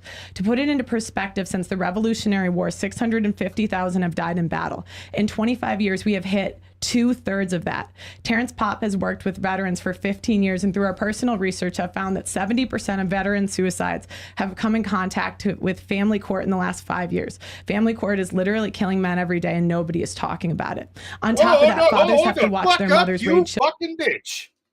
What the fuck? Okay, hold on a second. No. You really want to fucking bring this up? Okay, Pearl. All right. So one of the problems that actually keeps coming up is the fact that these suicides from the veterans are because of fucking family court, right? Do you fucking even know why they're going into family court? Because those men are coming back from overseas, seeing some of the most horrendous, awful shit, and participating in some of the most horrendous, awful shit that you can fucking imagine. Okay, one of the main reasons why people that actually experienced World War I and World War II only had what is called shell shock back in those days is because there was a level of respect that both sides of the war actually had, until of course the Germans fucking unleashed mustard gas, and then it became biological warfare all over the goddamn place. There were a lot of war crimes being committed on one side and the other, and there were a lot of things that were actually happening that caused what is again considered shell shock.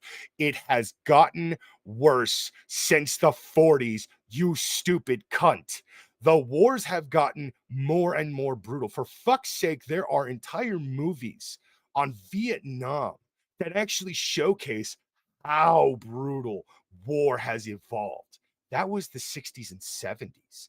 What the hell do you think we have done since then?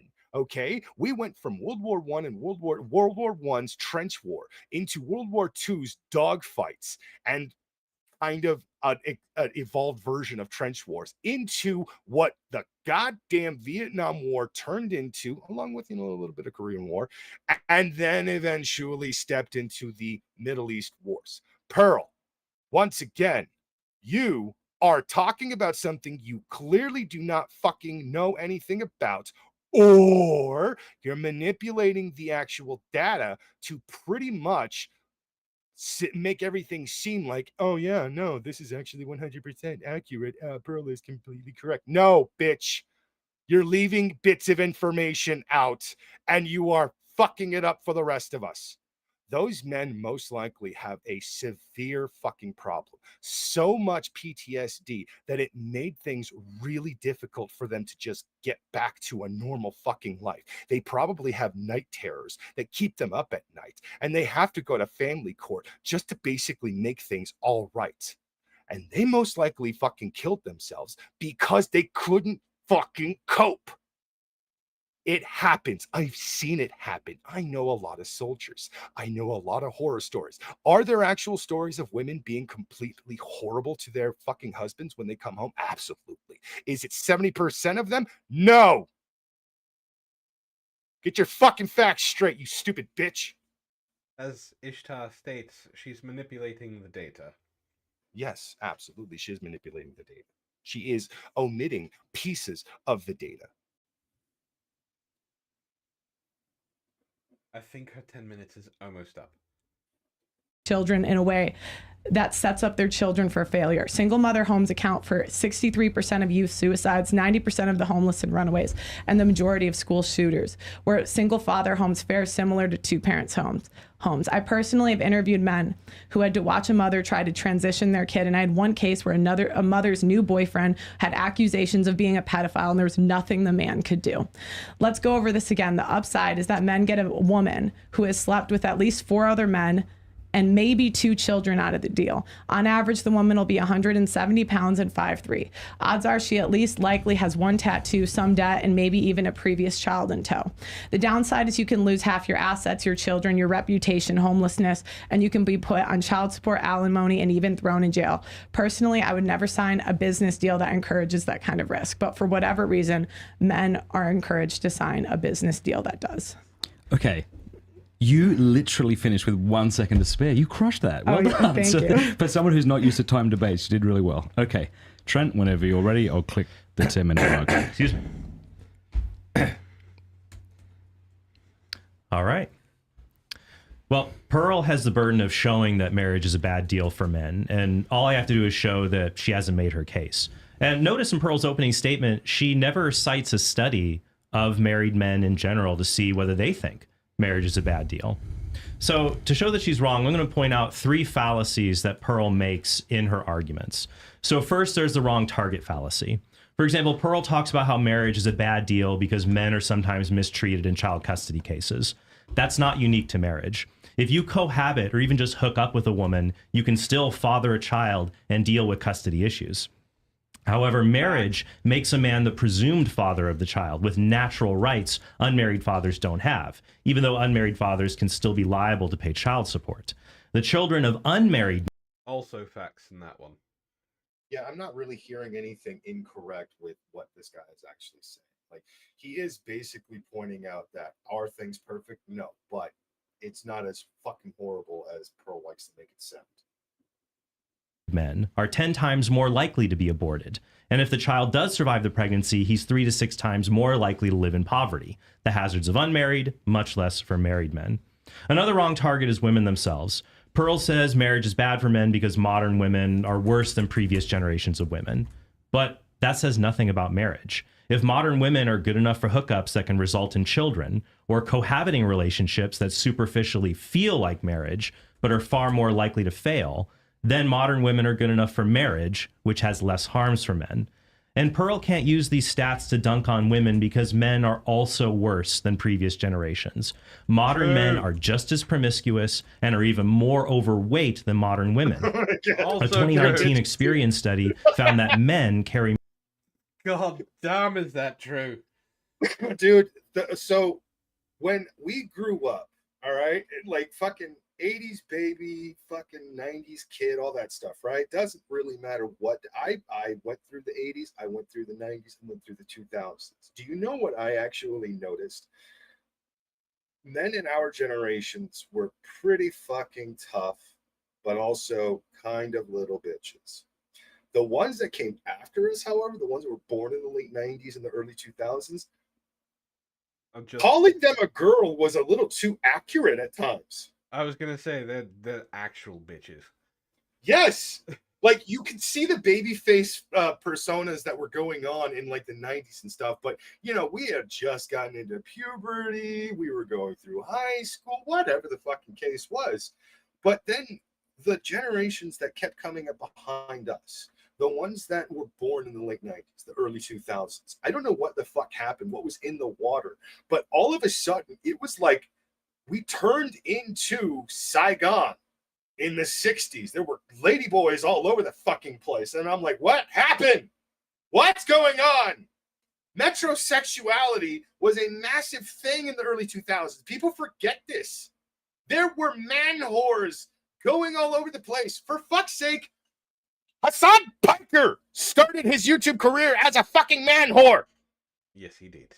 Yes, he did. What was it? It was Queer Eye for the Straight Guy. Was one of the biggest hits on television. Absolutely. Men have absolutely gotten so much worse. Am I saying that they were perfect in the past? No, but they were a bit tougher, a little more rugged. And then I don't know where everybody starts looking like Alice Cooper, but acting like fucking Alice in Wonderland. Yeah, I guess so. A fucking remake of Alice in Wonderland from 2 years ago. All right. I want to point something out. Yep. We had to debunk a lot of what Pearl said. Right? Now, she did make some good points. We cannot take that away from her. I'm not going to. But we had to stop 30 seconds in, 2 minutes in. Now, yes, we did go on tangents, but we had to stop to debunk what she said. We're stopping here because the man is actually speaking truth. Yes. Now, he's doing what she's doing. Pearl is not citing studies. So, in response, he doesn't have to cite a study. He's doing the same thing. He can refute it with, I wouldn't call it anecdotal evidence, but generalized evidence. Yeah. Right? So, and he's actually holding both accountable. More credit, auto, and mortgage debt than women. Millennial and Gen Z men have weaker grip strength and make less money than older men did at their age. Pearl has not shown that women are not good enough for men. Instead, the data shows men and women are both in bad shape compared to previous generations. But there's hope.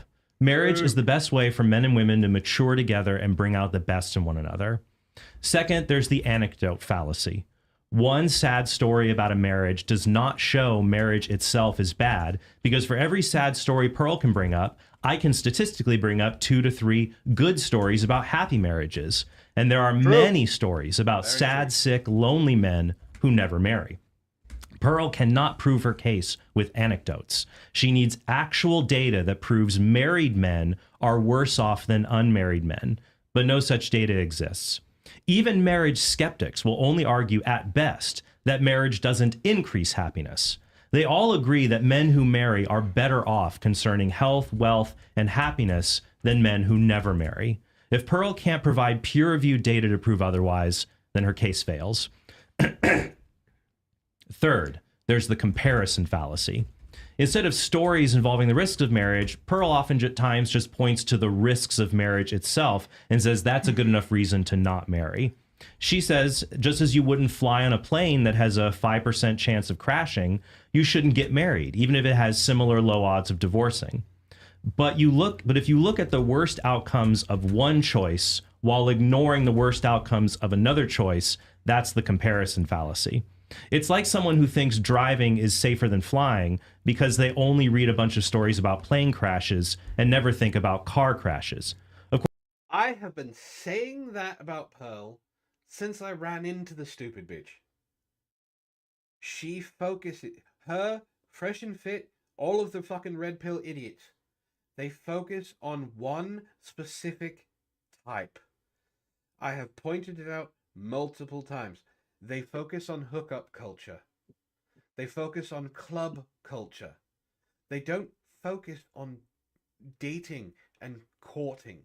They focus on the people who are going out there on Tinder to look to have sex and then never talk again. They focus on the people who want to do OnlyFans. They focus on the people who want to sell sex or be promiscuous. When you focus on that, you're going to find it.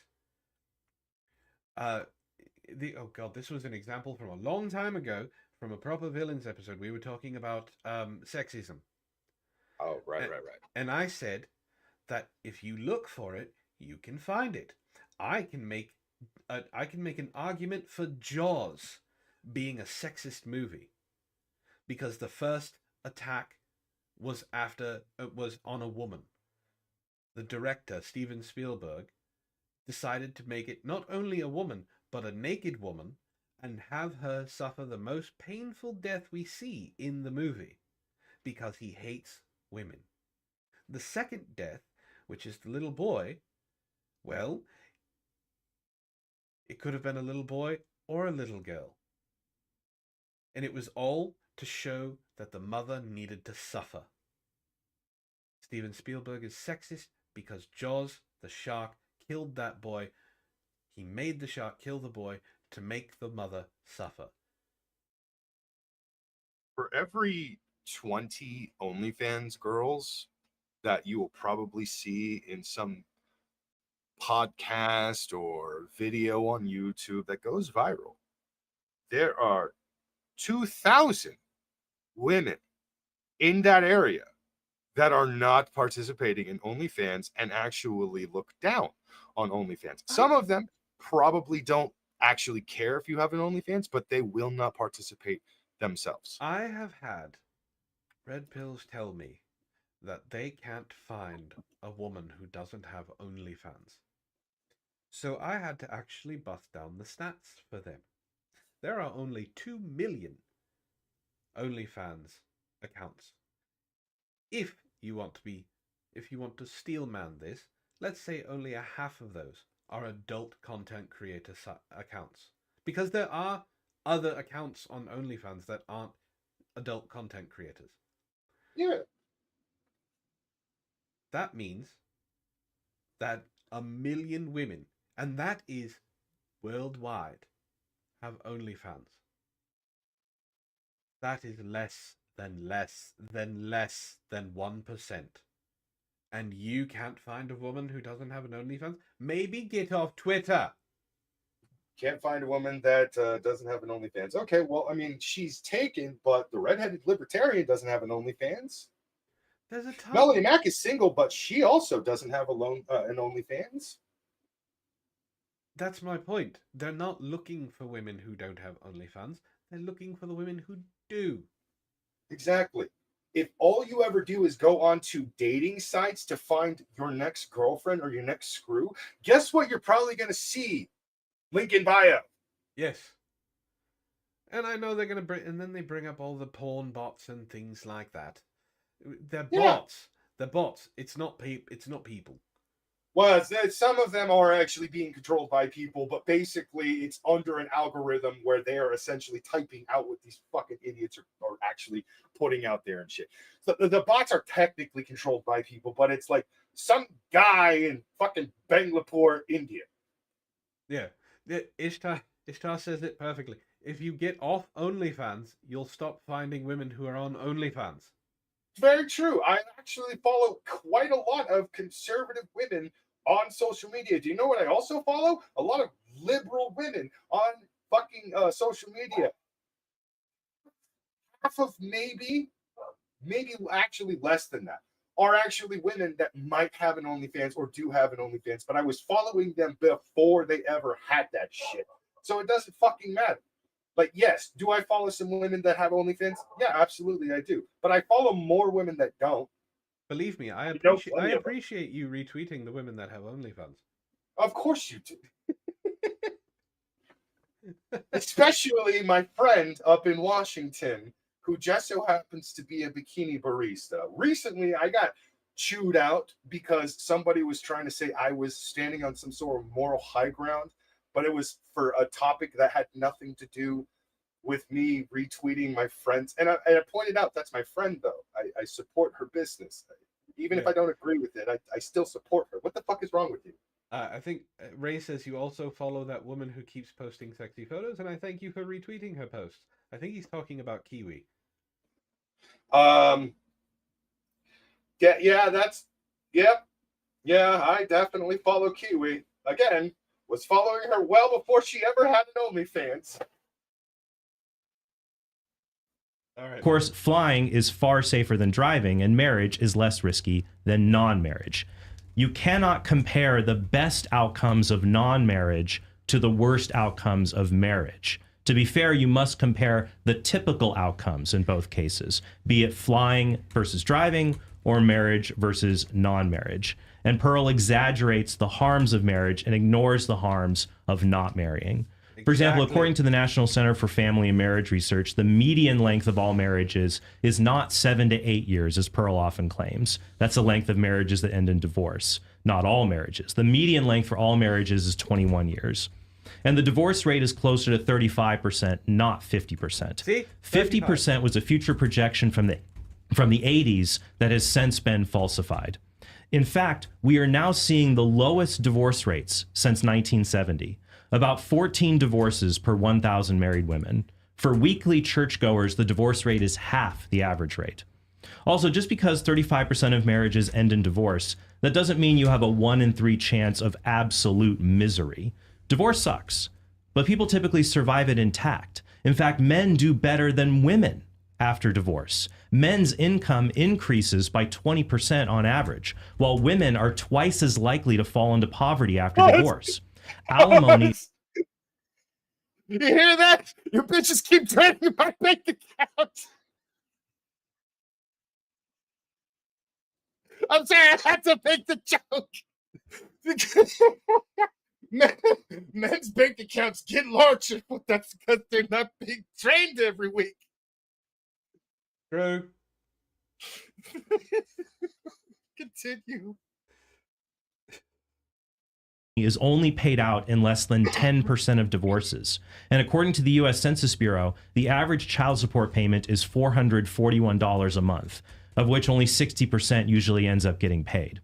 Moreover, women do not get child custody 90% of the time, as others claim. 95% of custody cases are mutually agreed upon outside of the courtroom. Women get full custody 40% of the time, men get full custody 20%, and shared custody makes up the remaining 40%. Women usually get full custody because men don't ask for it. In a Massachusetts study of 24,000 divorces, only 8% of men sought custody, and 94% of them got full or partial custody. There. I brought it up already earlier. That's what I was talking about. So this man right here, what was his name again? Trent Horn brought up the post, not the post, but what I was talking about with Ishtar and what she said.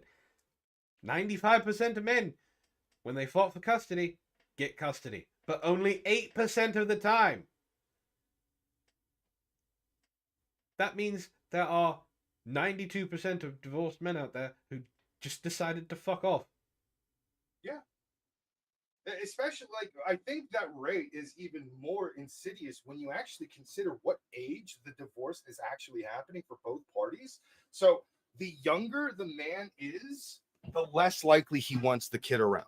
Yes. The older the man is, the more likely he wants the kid around until you reach somewhere closer to your 50s. Then you don't give a shit. You essentially revert mentally and I guess libido wise back to when you were in your 20s. Notoriously, I had the deadbeat dads that I know of just wanted to keep fucking around and having all kinds of sex, going to parties, drinking all the time, and maybe occasionally adding a little bit of drugs in the mixture. But the only drug that they would actually add in was essentially weed. And I'm looking over at them like, fucking pussies, because I kind of stepped it up a little bit in certain parties. But still, the point is, the younger the guy was, the more obvious it was he didn't want the kid around, because if he has a kid, he has responsibility. If he has responsibility, he can't go out and freaking bang anything with two legs. So Dark says, Fading Dark, not Chaos, says people don't actually go to OnlyFans to see fully clothed women cooking. You, madam, would be wrong. OnlyFans is notorious because it allows adult content creators. They have other content. OnlyFans was an alternative to Patreon. The only thing they did differently was allow nudity and allow adult content. They got popular off of that. There are normal people who have OnlyFans. So if you want to start an OnlyFans that's just making dinner every night and including breakfast on Sundays, fully clothed, you will find people who want to see that. I'm going to be completely honest with you. If Kiwi was to start doing OnlyFans live streams out of fucking nowhere where she is fully clothed, just making dinner, I'm there every time. Yeah. So it's something like that. Men will see. Men will see and men will want to watch. And they will pay for it if they have to. But this man is speaking facts. All right? He is using CDC studies. He is using case studies. I want you all to notice he is doing something that Pearl refuses to do.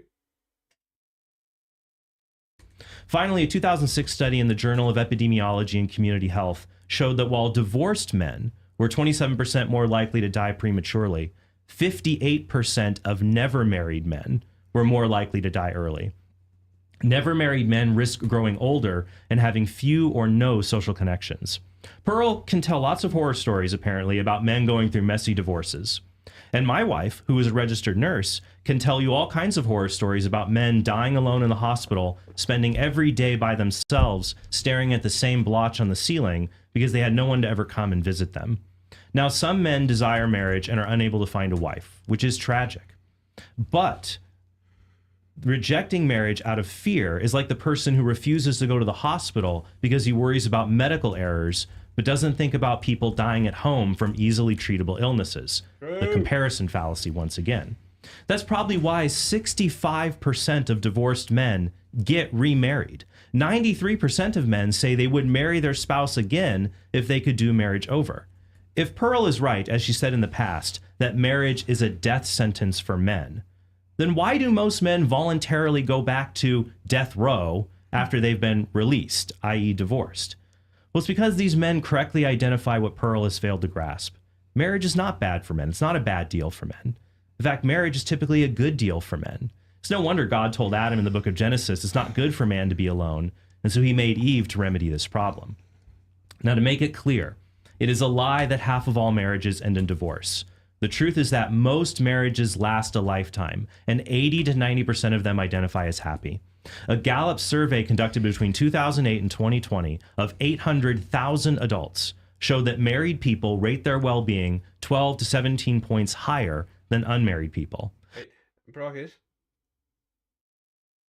What's up? Brockus. 800,000 is a lot bigger than 1,000, right? I would say significantly so. Like, you know, about what is that? 80% markup. 800,000 to 1,000? That's way less than 80% markup. That's magnitudes of markup difference. I don't know numbers so good. Me orc. It's the difference between a shit ton and a colossal shit ton.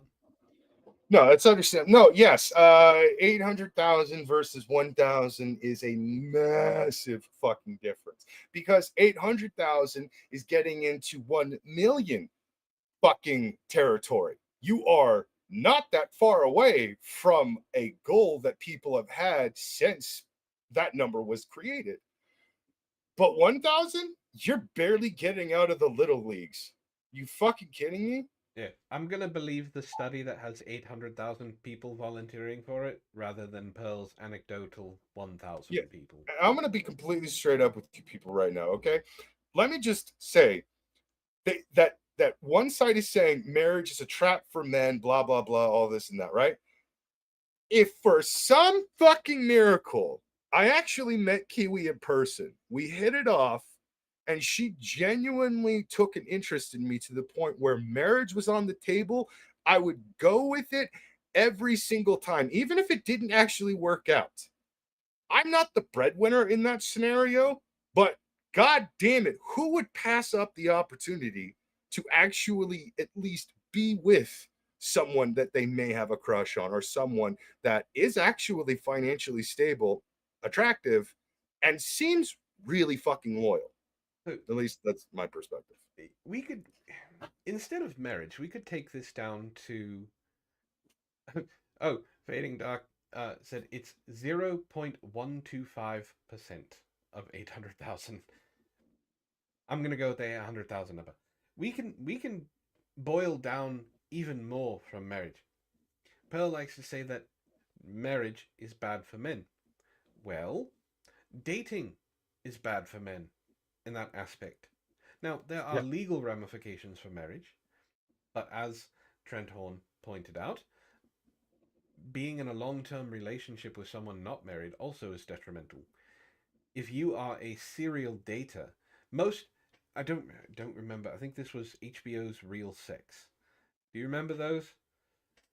They were like little sex documentaries on HBO late at night. They were amazing. I watched them every once in a while when I was drunk and fucking bored late at night. They did one on serial daters, and it was when Tinder first came out and was very popular. The men who continually dated and didn't settle down, continued to have sexual partners, continued to sleep around. At the end of it, they asked them, are they happy with life? And they said no. Now, of course, this is anecdotal because it's for the little mini documentary, and you have to take it with a grain of salt, but this is someone being honest. They weren't happy with serial dating. They wanted long-term relationships. They wanted someone to be with them and be able to rely on and things like that. So you can boil down Pearl's arguments to even say that continually dating or relationships is bad for men. Yeah. But in all fairness, it's bad for everyone. If you just sleep around, inevitably it's going to catch up to you and you're going to regret it, because one day you're just going to wake up and you're going to wonder, why the fuck can I not find anyone to give a shit about me for more than a night? It gets really sad. It gets really depressing when you actually have that wake up moment. I know I had one myself. It was not that long ago when I just sort of looked in the mirror and was like, what the fuck am I doing with myself? Why the fuck am I here? Why do I keep doing this? I know I need to change, so why don't I just fucking change it? It took me a really long time to get to that point. And this is actually something that can happen for anything that's not just dating or marriage. It can actually go to things like your health, your teeth, your car, your finances, whatever the case is. Everyone eventually when they know they're doing something that's not good for them, inevitably they will wake up and realize it's not good for them. Some people actually do something about it. Others let it keep fucking them over. True. All right. The General Social Survey from the University of Chicago, a gold standard in sociological research, shows that married men are twice as likely to rate their lives as very happy when compared to non-married men. And the majority of married men, in fact, I'd say 80% of them, identify themselves as happy. Married men also make 10 to 20% more money per hour, and they have more sex than never married men. Pearl says that men face sexless marriages, but the General Social Survey shows that unmarried men are twice as likely to have a sexless life than a married man. Studies also show that even men who end up divorced live longer, are economically better off, and are just as or even happier than never married men. Now, Pearl might say these studies only prove that happier, richer men get married, and unhappy, poor men don't get married. But when you look at the typical married man, he is not a 6'2" rich Chad. Moreover, if a man chooses to marry, then he needs to become marriageable, which involves developing positive traits that both make him desirable to women and improve his own self-esteem at the same time. But I'm not arguing that marriage makes people happy. I'm arguing against Pearl's claim that marriage is a bad deal for men and steals their happiness. That's just not true. In fact, marriage is the best. You can't interrupt when I'm talking. You get a 5 minute after this. He's got 1 minute. Oh, sorry. You're okay. There will be time. I'm excited for that. Okay. In fact, marriage is the best way for men to not just hang on to happiness, but to increase it. The Harvard study of adult development, which tracked people for 80 years, said good relationships were the #1 predictor of happiness. And it showed that men who married ended up happier and lived 7 to 17 years longer than men who never married. And that's a study for people over 80 years of their life. When I was unmarried, let me actually go through here. Well, yeah, when I was unmarried, I thought that having 2 folding chairs and a TV on the ground were appropriate living room furniture. But when you're married, your wife... He's not wrong. They are. They what? Shut your fucking mouth, man. Okay, look, I may be on your side on a lot of things, but you shut your fucking whore mouth. Okay, lawn furniture and a pop-up table is perfectly fine. Okay, there's nothing wrong with it. Are you crying? I might be. We have all had that type of furniture. You just may still have that type of furniture, but you are an orc. So you kind of break furniture when you get angry. I do a lot of things. I mean, Ray even said, Brockus has a hard time counting past 20 without rampaging through a village for more fingers to count. What the fuck is 20? It's when you get all of the digits on your hands and you add them to the digits on your feet. Okay. Now what are digits? Fingers and toes. Why don't we just call them fingers and toes? I did. Huh? Lawn furniture is perfectly fine for your apartment. All right. wife shows you something better, and she roots for you. A 2013 Harvard study showed that married men are less likely to get cancer, and married men are even more likely to survive cancer, showing that marriage is a good deal for men. So finally, I'd be remiss to point out neither men nor women invented marriage. God invented marriage. He gave it to the human race. Christ raised it to the level of a sacrament. And Pearl would have to give overwhelming data to show that something that God gave us is actually a bad deal for men. And she won't be able to do that because the data doesn't support that. Indeed, for most men, marriage is the primary engine that helps them live a long, healthy, and happy life. This time. All right. Good job, Trent. You have a 5-minute rebuttal, Pearl, whenever. So what I have heard about this debate is Pearl continually interrupts this person. And I think that is because she's never actually had a real debate. This is a timed debate. This is a real thing. She's only done things with like Ethan Klein and quote unquote debates where there's no moderator and you get to say whatever you want and you can interrupt. What's supposed to happen is if you interrupt your opponent, they get more time. Which is why you don't want to interrupt your opponent. Now, if you're trying... Because in a debate, you actually try and win. Like that is the point to it. Yeah. So I don't think she's ever actually been in a real debate.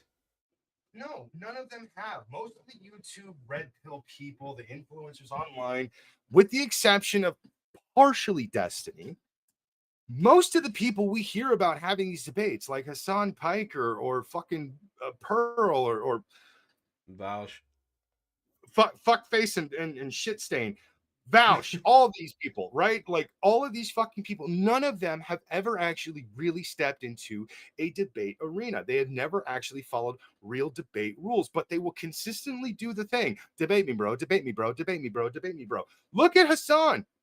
He doesn't know a fucking thing of what he's talking about, and he repeatedly tells his own audience the same exact thing over and over again. I'm retarded. I don't really know what I'm talking about. But the moment he goes on to a Piers Morgan show and has a little bit of pushback with someone who interrupts just as much as him, suddenly, Hassan has all the information in the world, and he knows every element about what he speaks, even though he's being corrected repeatedly by Pierce himself.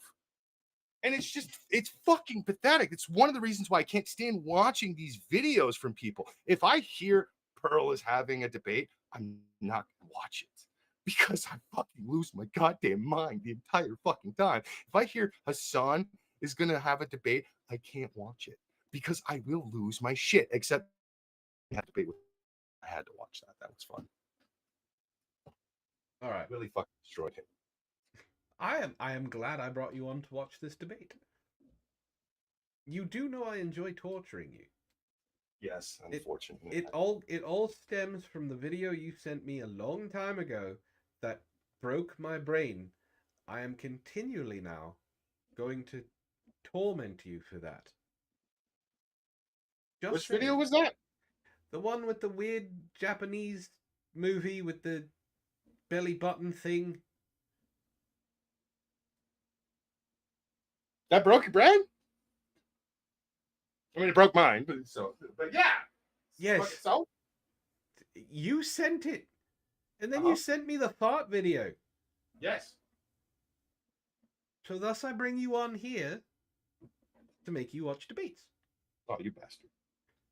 If you're ready. Wait, so how does do I ask him questions No, during the rebuttal? that'll be after the break. This is basically your time, 5 minutes. He won't be able to interrupt you. You can try to refute the case he just made. Got it. Okay. So, and would it help you if you saw the time?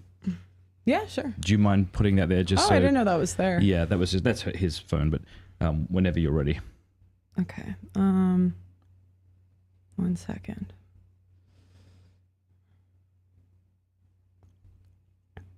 One thing I noticed in your arguments is that you constantly attribute all of the positive things that happen in marriage. You just automatically attribute them to women. You automatically attribute them to that marriage is the cause. I would disagree with that. I would say it's a bad deal because at the end of the day, women are paid to leave. You never addressed any solutions that you have. What solutions does the church have? Women don't want to be married. Men cannot make women marry that do not want to be married. Women are getting STDs. Women are getting abortions. The majority of women today are not marriageable. They're overweight. They're out of shape. That's kind of And, saying that marriage is good isn't going to change that, isn't going to make women want to be wives. The next thing that I noticed that you said was that unmarried men are more likely to have a sexless life. Obviously.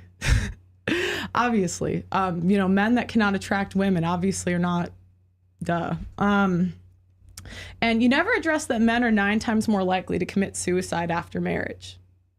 Even if it's a 5%, 1 out of 50, even if it's a 1 out of 50 chance or 1 out of 100 chance that you commit suicide, that's negligent. That's negligence. Any car would be recalled. No, a car wouldn't be recalled. I love watching her try and engage her actual thought process because you can see it failing. There's a thought process? She's trying, and I want to point out my pause game is on point for this. Oh. That expression is, yeah. Ishtar says, physicality doesn't determine women's marriageability. That's also true. She's trying to engage in actual argument that she doesn't have talking points for, that she can just wave away, like she does on Twitter. She'll say something completely outlandish, and then she'll ignore it. Right? She can't do that here. So she's actually trying to engage the last remaining gasping 2 brain cells she has in her head in order to come up with a coherent thought. Like, you didn't refute this, you didn't refute that. Actually, he did, you weren't paying attention. If 1% of people die. Earlier, I got chewed out for saying that lawn furniture is perfectly fine for your house. You know what? Shut up. She also called you a design challenged dork. She wasn't the only one yelling at me too. Side. I just think at the end of the day that I would never sign a deal that one party is paid to leave, and you're not addressing. Real quick, Doc asks if she even married. No, Fading Doc. She's not married. She's not a virgin Oh. like she wants women to be. She has slept around multiple times. Oh, and there's the ethical problem of her dating her producer at the moment. She is dating her employee. Yeah. So it's deeper than that, because she used to actually work with two other people on the show that no longer actually work on the show. And these were two relatively brilliant minded people who did actually have genuine questions and a little bit of pushback. But at the same time, yes, they had even admitted openly that they would manipulate questions and they would manipulate, the statistics and everything like that to get like higher ratings and everything. However, because of Pearl's method of business, they got kicked out without pay. Yeah. She fucked her own business partners over. And the Audacity network is failing. The only reason it's still around is because Pearl's daddy is paying for it. Basically. And then on top of that, yeah, she hoed around for a while, even though at that time she would make repeated videos with one of her friends claiming that she wasn't being a hoe. She also Me Too'd one of her coaches. She started dating another TikTok personality, Angry Responses or Angry Reviews. I forget what he actually reacts. Angry Reacts, yeah. And he refuses to actually say anything negative about her in any interview, but not with the last one. Yeah, people did find out her body count is significantly higher than just 2. Yeah. Her body count, I think, is in the double digits. It is 100% in the double digits. And that was one of the main reasons why Angry Reacts left. One of the reasons. Not the only reason. One of the reasons. Yeah. So, to answer your short question, Fading Dark, with a very long answer,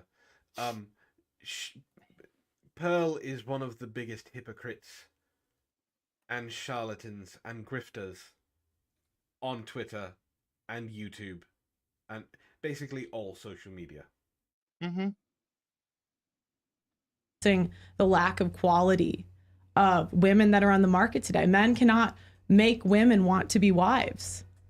And if women don't want to be wives, basically, it's not gonna happen. The other thing is that, if marriage is such a good deal, why aren't men signing up? Good products, technically, they get off the market quickly. Men naturally, they want to do things that make sense. And the issue that he stated that divorce is down and that more men are getting married per year than that are getting divorced. So he already proved that men are signing up for it. Okay. Did she not pay attention to anything he said? No, she didn't. She really doesn't like to pay attention when other people are speaking. She's just waiting for her moment to interrupt. And if she can interrupt, she will take it and basically just spew nonsense. Look, people know I'm single. There's a reason why I'm single. At this point, I am actually single by choice. And the reason why I am single by choice is because I have in the past repeatedly attracted one broken woman after another. I am sick and tired of finding women who only find interest in me for just a few minutes in their life. That is not what I'm looking for in a partner. That is not what I'm looking for in a wife. I do not want someone who only wants to use me temporarily to inevitably get to the next point in their life as a stepping stone of sorts. I'm also not going to actually date a woman that I just meet literally because she's attractive or she took an interest in me. I actually want to make sure this is someone who's willing to maybe make a few compromises here and there, who understands where I am in my own life, because it took me a long time to finally get to a point where I fucking love and respect myself the way I do. And but God, they better do it the same as me, or at least close the fuck enough, in order to actually start dating me. Now, not that long ago, I had that opportunity. It went away because it turns out she wasn't willing to, make a few compromises here and there. It's as simple as that. We left it alone. We're still friends. We still talk. We still hang out with the same people. No harm, no foul. That's why I'm single. Not because I don't want to fucking buy into some unicorn product that doesn't exist. No, I believe the product exists. I believe that there is someone out there for me. I just haven't found her yet. And I am most likely looking in the wrong places. And that's one of the reasons why I refuse to do dating sites online. I'd much rather go to, church, to go and meet a nice woman who will basically have everything I wanted somebody that for as a wife, attractive, can cook. I did at one point. Someone brought up, where do I meet a woman if it's not at a bar or in a club or through Tinder? And I said, church, the bowling alley, movie theater. Yeah. I mean, there are places. Don't go to their job and hit on them while they're working. No woman likes that. That's actually something that some of my coworkers keep trying to tell me, like, you should hit on this woman, you should hit on that woman. I am at work. I'm not trying to pick up on a woman while I'm at work. Stop it.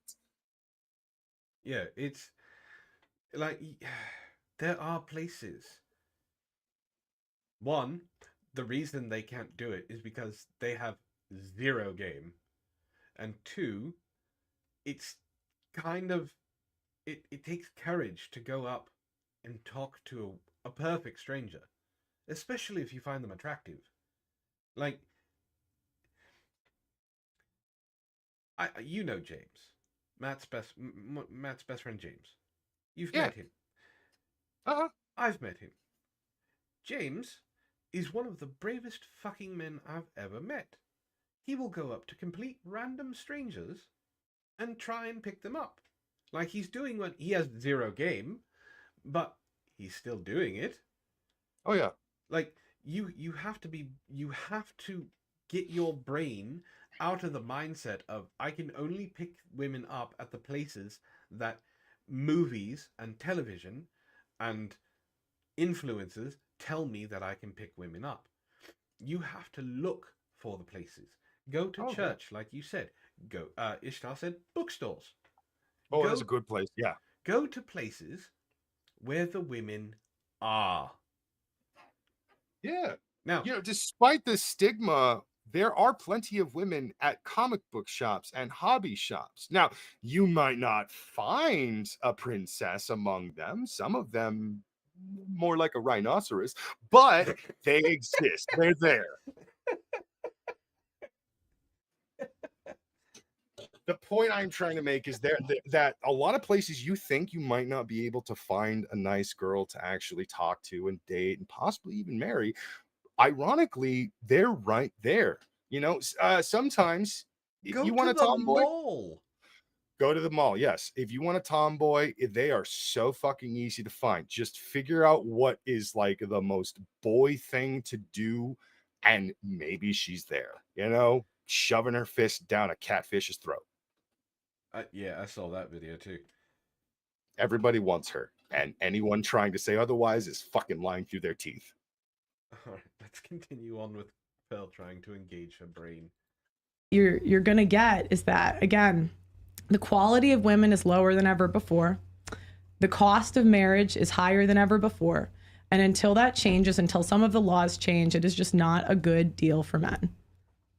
You still have 2 minutes and 41 seconds if you'd like to keep going. No, it's okay.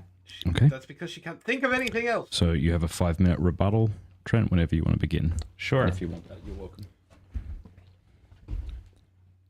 Ready? All right. Go for it. All right. So I want to focus on one very clear fact that refutes Pearl's case, that she has not cited any studies looking at men and seeing what do they think. I mean, if marriage is such a bad deal for men, we don't need Pearl to tell us that.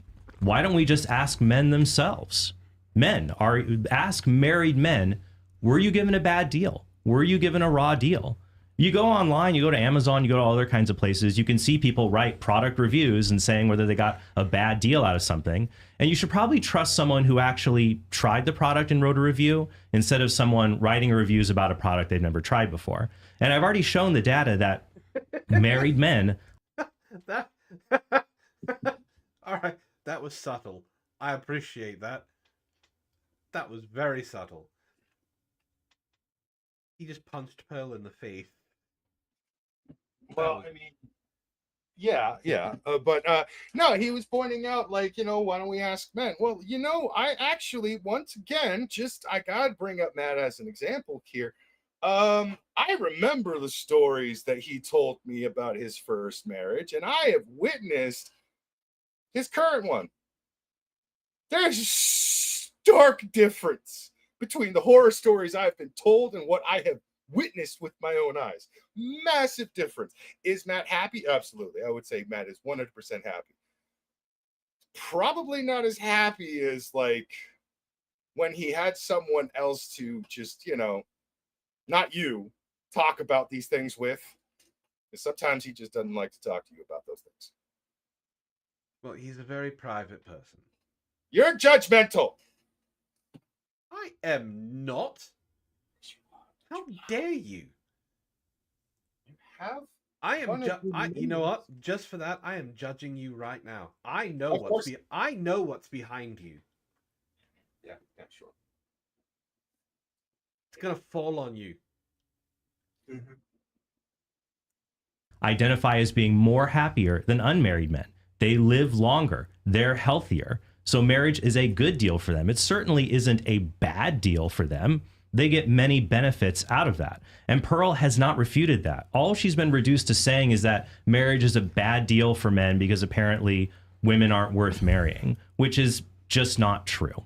She's pointing out flaws in women, but she gives a pass to men. It's a kind of reverse form of simping, if you will, because men also fall under this. So let's talk about some of the things that she brought up. About the issues of being sexless, saying that 20% of marriages are sexless. That's only if you include senior citizens in the entire framework. As I said, the General Social Survey shows that unmarried men are twice as likely to be sexless as married men. So if you're a guy and if that's something that is important to you in your life, marriage is the covenant through which sex makes the most sense, you have the most access to it, and it's the safest and best thing for you and for the children that will proceed from your union. She made a big deal about weight.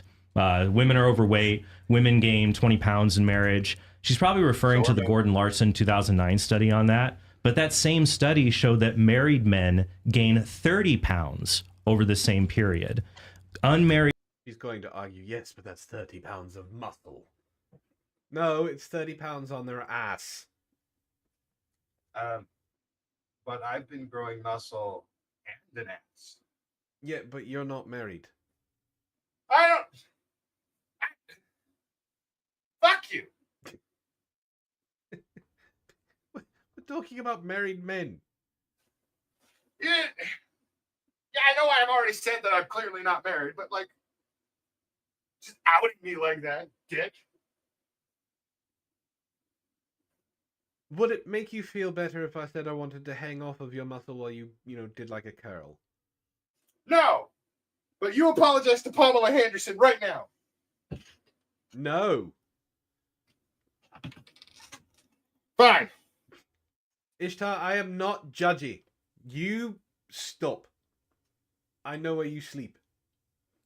Married cohabiting women gain 18 pounds during that period, and single women gain 15 pounds during that period. Mm-hmm. So all that proves is as we get older, instead of growing up, we tend to grow out. That's just life. And it's nice as you get married to have someone else to grow up and out with you. And mature people recognize that and don't just reject marriage because of a biological fact of reality. Women don't want to be wives. There's no evidence Pearl gave to support that conclusion. At least I can look at anecdotally. Think about it in your own life. How many times have you heard a girl lament that her boyfriend she'd love to get married, but her boyfriend doesn't want to get married, or he's dragging his feet. How Why many would he times have not? you can't interrupt him until the time is over? How many times have you heard a guy say, "Oh, I really wish I could get married, but my girlfriend's just dragging her feet"? Women are the ones. Women control access. Put it crudely, women control access to sex, and men control access to marriage. That's how it's worked traditionally, and it still works today. Pearl asked, if marriage is such a good deal, why aren't women signing up? Why aren't men and women signing up for it? Well, that's like asking, if exercise is good for you, why don't more people go to the gym? Why is the gym usually empty? It's because marriage is hard. You have to say no to a lot of things as a man if you choose to get married. You have to say no to things your little lizard brain tells you are good, like trying to hook up with as many women as possible. So people probably don't sign up for it because they don't realize the benefits, and they listen to the lower part of the brain instead of the rational part of the brain that could read studies covering hundreds of thousands of men showing that they're happier, live longer, and have more sustaining, fulfilled lives than being unmarried. So What does Ishtar mean by she wants a relationship stream with you and me? Huh?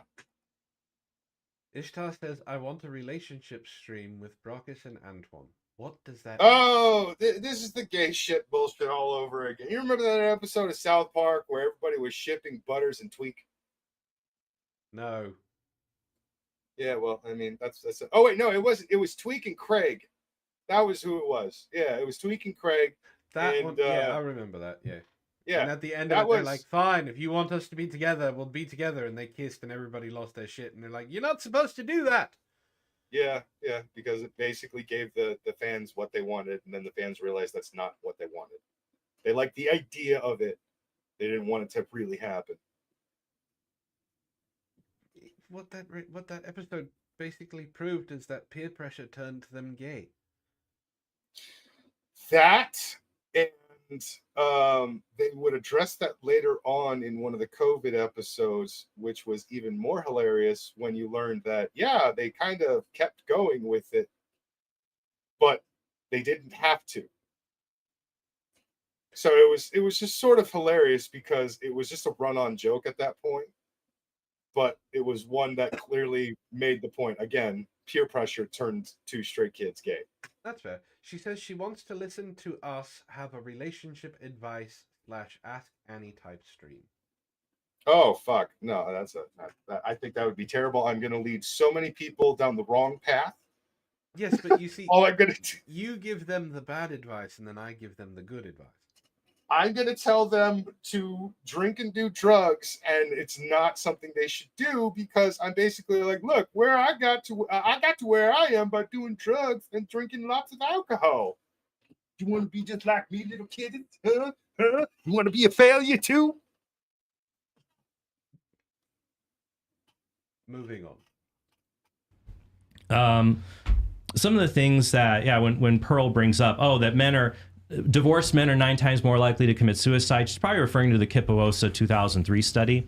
It's not that's not men are 9 times more likely to commit suicide who are divorced. They're 9 times more divorced men are 9 times more likely to commit suicide than divorced women. But that's only because men are just more likely to complete suicide anyways than women. They tend to choose more violent means to do it. So, but when you look at the data, never married men are still just as, if not more likely to commit suicide than divorced men. So that's the comparison fallacy once again. You talk about all of the risks related to marriage, and there are risks, but there are greater risks to being not married. So that shows marriage is not a bad deal. And as I said before, if marriage is such a bad deal for men, if it's so bad, why do 93% of men say they're willing to remarry their wives again if they had the chance? Why do 65% of divorced men choose and go and get remarried?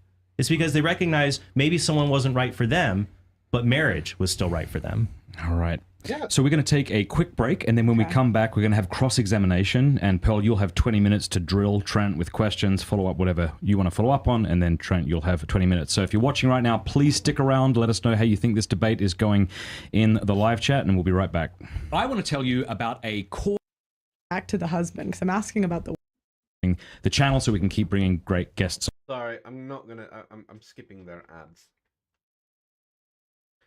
Ishtar seems to think a relationship advice stream with you and me is where the entertainment is, with you giving bad advice. Yeah.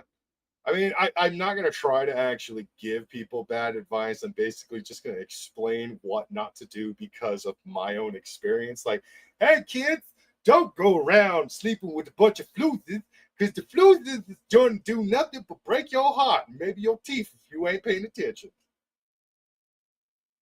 Did you have someone break your teeth? I may have had someone break more than just my teeth. Is that why you have a broken tusk? Maybe. Don't fucking judge me. I have so many questions now. On. Hey, some Okay, of so them we might are get going to answered. go into a time of 20-minute cross-examine, and I'm going to explain what it is for our viewers, okay? So Pearl's going to begin, and in cross-examine, she is free to lead the discussion however she wishes. She is welcome to interrupt Trent, to redirect Trent however she pleases. This is her time, so it's not considered rude if she does that, and vice versa when Trent does that. So, let's see. Whenever you're ready, Pearl, you can begin with your 20 minutes. 1 second. And if you'd like, I can let you know when you have 3 minutes left or something. Okay, 1 second. Okay. No worries. Take your time. Here's where the Do you think that questions women come should from. be obedient to their husbands? Yeah, I think that they should be obedient to their husbands when their husbands give them a rational request or directive. But I think that husbands and wives should lead each other to Christ and to the goodness of their family. So what do you define as rational? In accord with reason. So something that doesn't go against what reason would dictate. Can I have an example? Of So something, like I'm assuming crimes. Like, of something that's rational or irrational. yeah, irrational.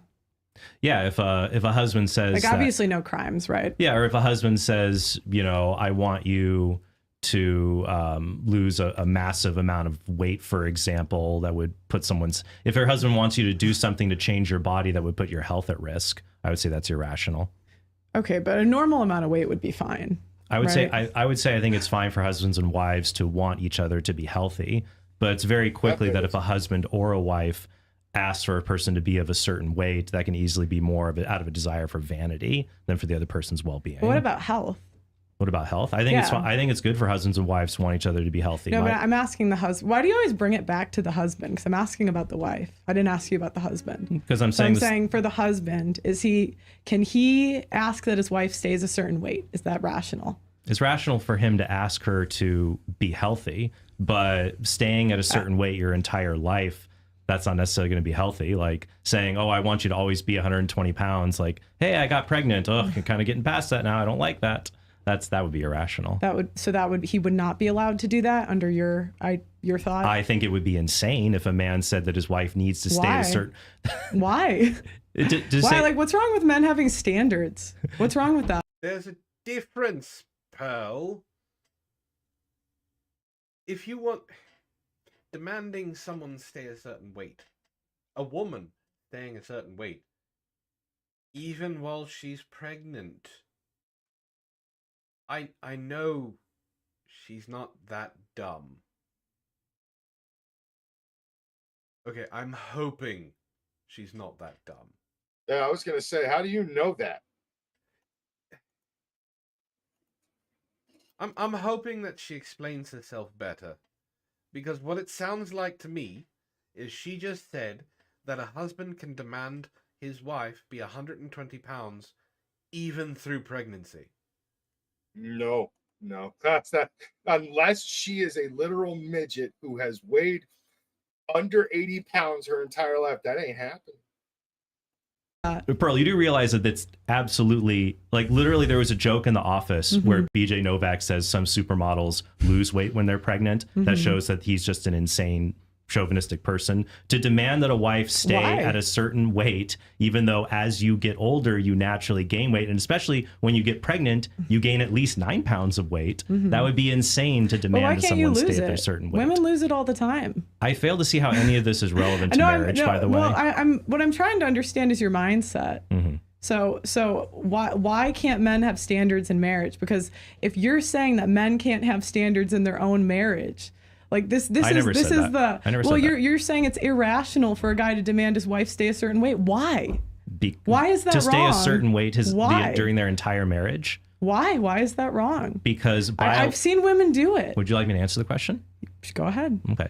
Because biologically, our bodies change over time. They'll naturally gain and lose weight in different circumstances. And your worth as a spouse, whether you are a husband or a wife, is not derived by your weight. That's just a shallow thing. Now, I think that both husbands and wives should But it's encourage your the job other to be attractive. should encourage. It's your job to be attractive. I think husbands and It's your wives should both maintain attractiveness. Right, but why do you always have to bring it back? Because Why do you now, Why do you always have to bring it back? Why do you have to put my arguments against the men as well? Why? Why would you do that to me? Why would you hurt me like that? Because, Pearl, you're saying dumb things. You are saying examples. You believe that weight makes you marriage material or not. Why do you believe that? Because Myron believes it. You don't actually believe this. That's why when he's going to question you about this in just a second, you have no answer. And you're going to deflect to something else. Because Myron says that if you're overweight, you don't deserve to be happy. Not until you lose the weight. You know, I probably I think I would love to do a stream like this with someone else, but I highly doubt that she's ever actually going to do a stream with us because holy fuck are we chaotic. Who? Oh my god. What did she call herself? Galatea from the Something Observer.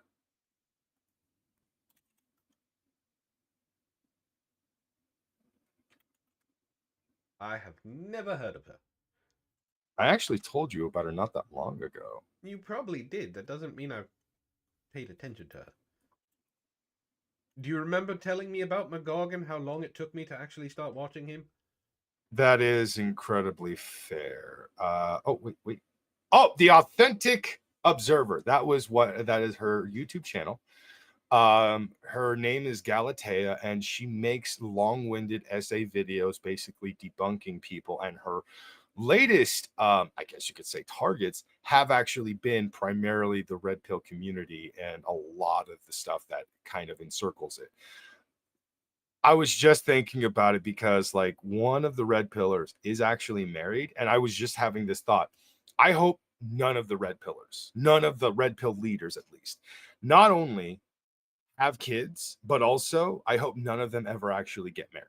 Well, And that's because the godfather of the red pill is married. That's who I was thinking about. Yeah, he's been married for 20 years. Yes, and that's fine. You should definitely check out Galatea's video on him because she did actually take him down a few pegs. You don't think I didn't take him down a few pegs? I'm not saying you didn't. I'm saying she did it first. Well, she did it before you. Shut the fuck up. Plus, her videos are a lot longer than yours because she genuinely has the time. She's an essayist, so they usually are.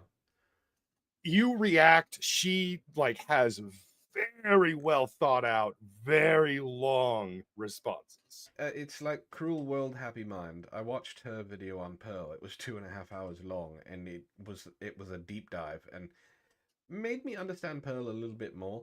Pearl hates her mother because her mother is successful. Her mother is everything she argues against, and Pearl can't stand her.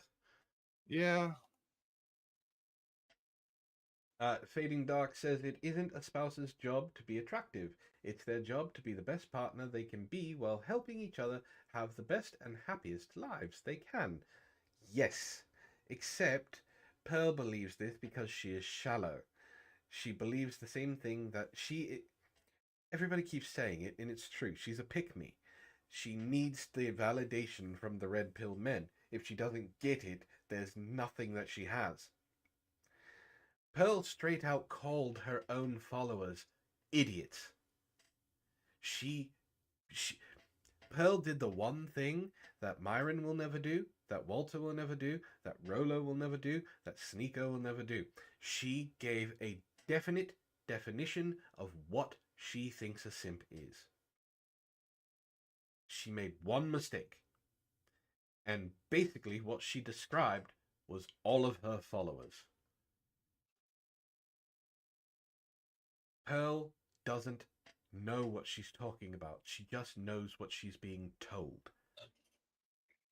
And what's even funnier is she is a fan of Rollo. Rollo Tomassi cannot stand her. He thinks she's a plant to take apart the red pill. Now, to be fair, Rollo puts a tinfoil hat on. Well, not wrong, but he also puts a tinfoil hat on underneath his beanie. That's fair. No, interestingly enough, a friend of mine sent me a video or two of one of Pearl's viral videos where she actually does debunk a feminist on certain things. Now, again, this was back when her partner, the one that she essentially screwed over and everything, when he was a big part of the show. That was when Pearl actually had morals, when she actually used real statistics, when she would actually cite things in order to debunk random feminists that she would bring onto the show. This was when Pearl actually had a mound to stand on before everything fell apart for her, and now she's just a goddamn train wreck upon train wrecks.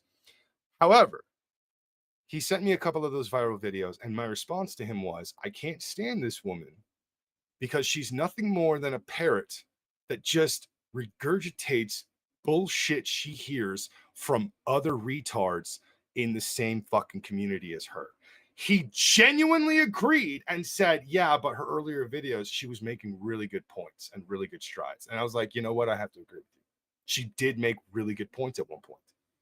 Now she doesn't know what the hell a point is. Yeah, but then fame got to her head.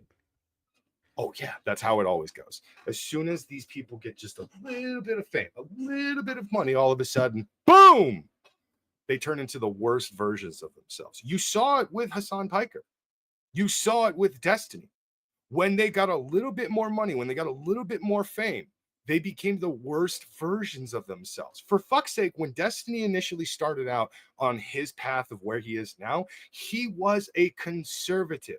He was a right-winger, and then he got a little bit of money and suddenly became a fucking socialist, and I didn't know what the hell happened. Well, here's a name for you. John Swan. Oh my god, I fucking hate him. John Swan is one that got a little bit of fame and it went to his head. Same thing with Tipster. Yeah, those two basically kept creating one bullshit story after another, literally because the only things that made them money were stories of them exposing people for being horrendous people. And then they fucked up by causing their friends to look retarded by actually believing provably false stories. It's the Mona Lisa.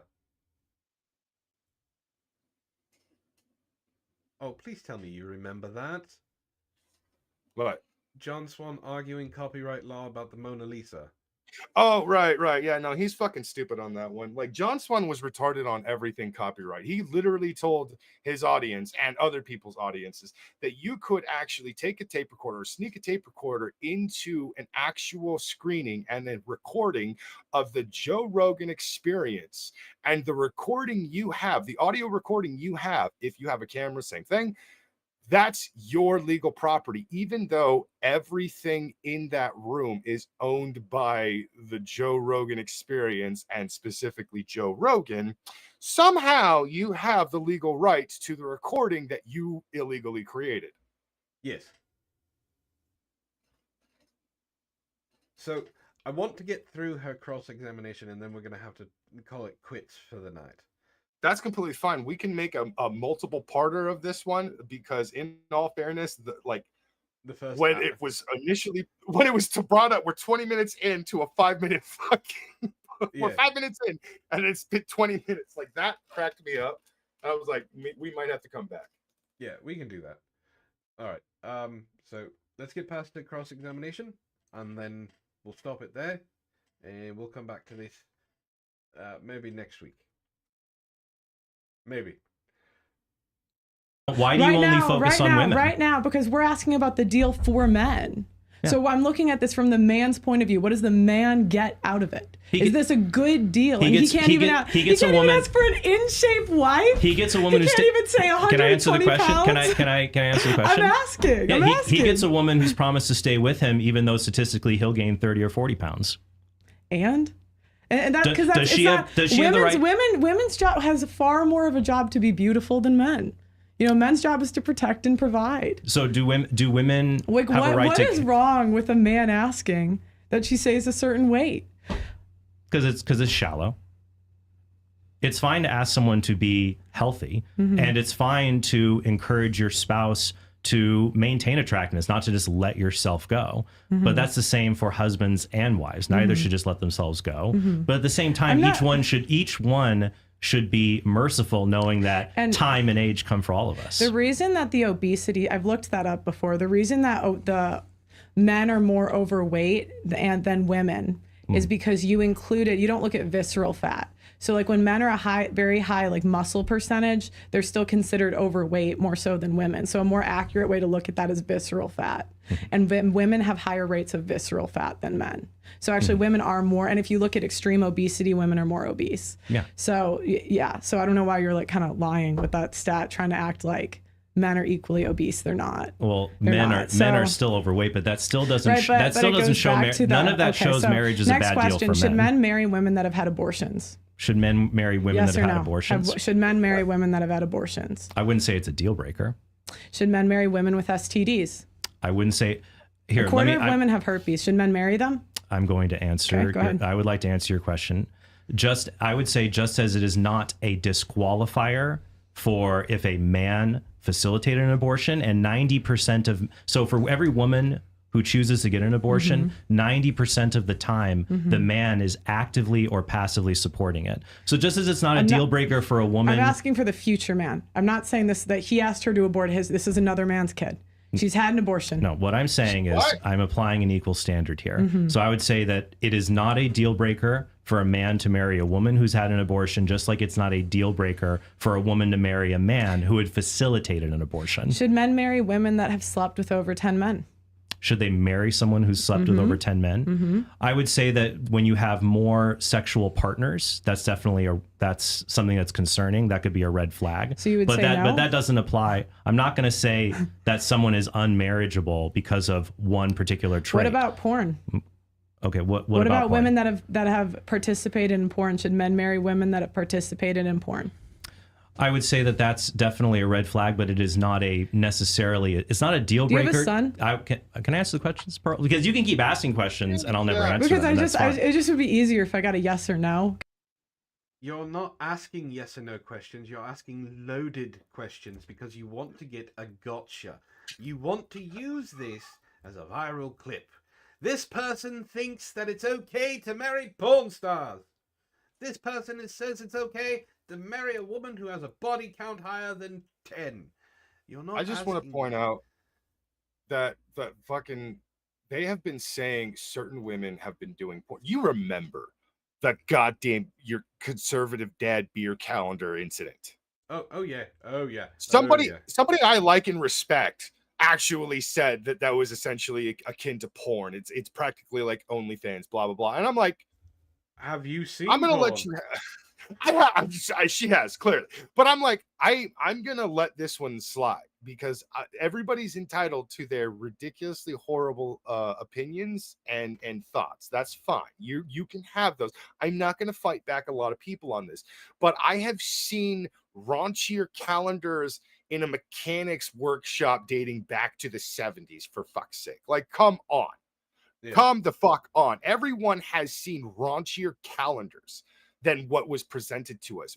Fully clothed women, some of them in sundresses, while a few, I think three of them had bathing suits.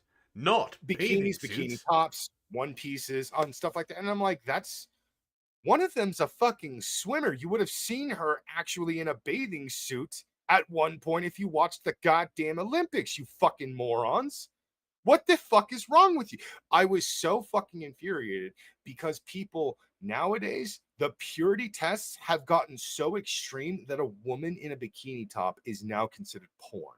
Yeah. She doesn't have to be doing a goddamn thing. She doesn't have to have a dick in her face. She doesn't have to have a fucking other woman's pussy in her face. She doesn't even have to be doing anything risque. She just has to be wearing a bikini top and be at the beach and take a picture of herself saying Sunday fun day.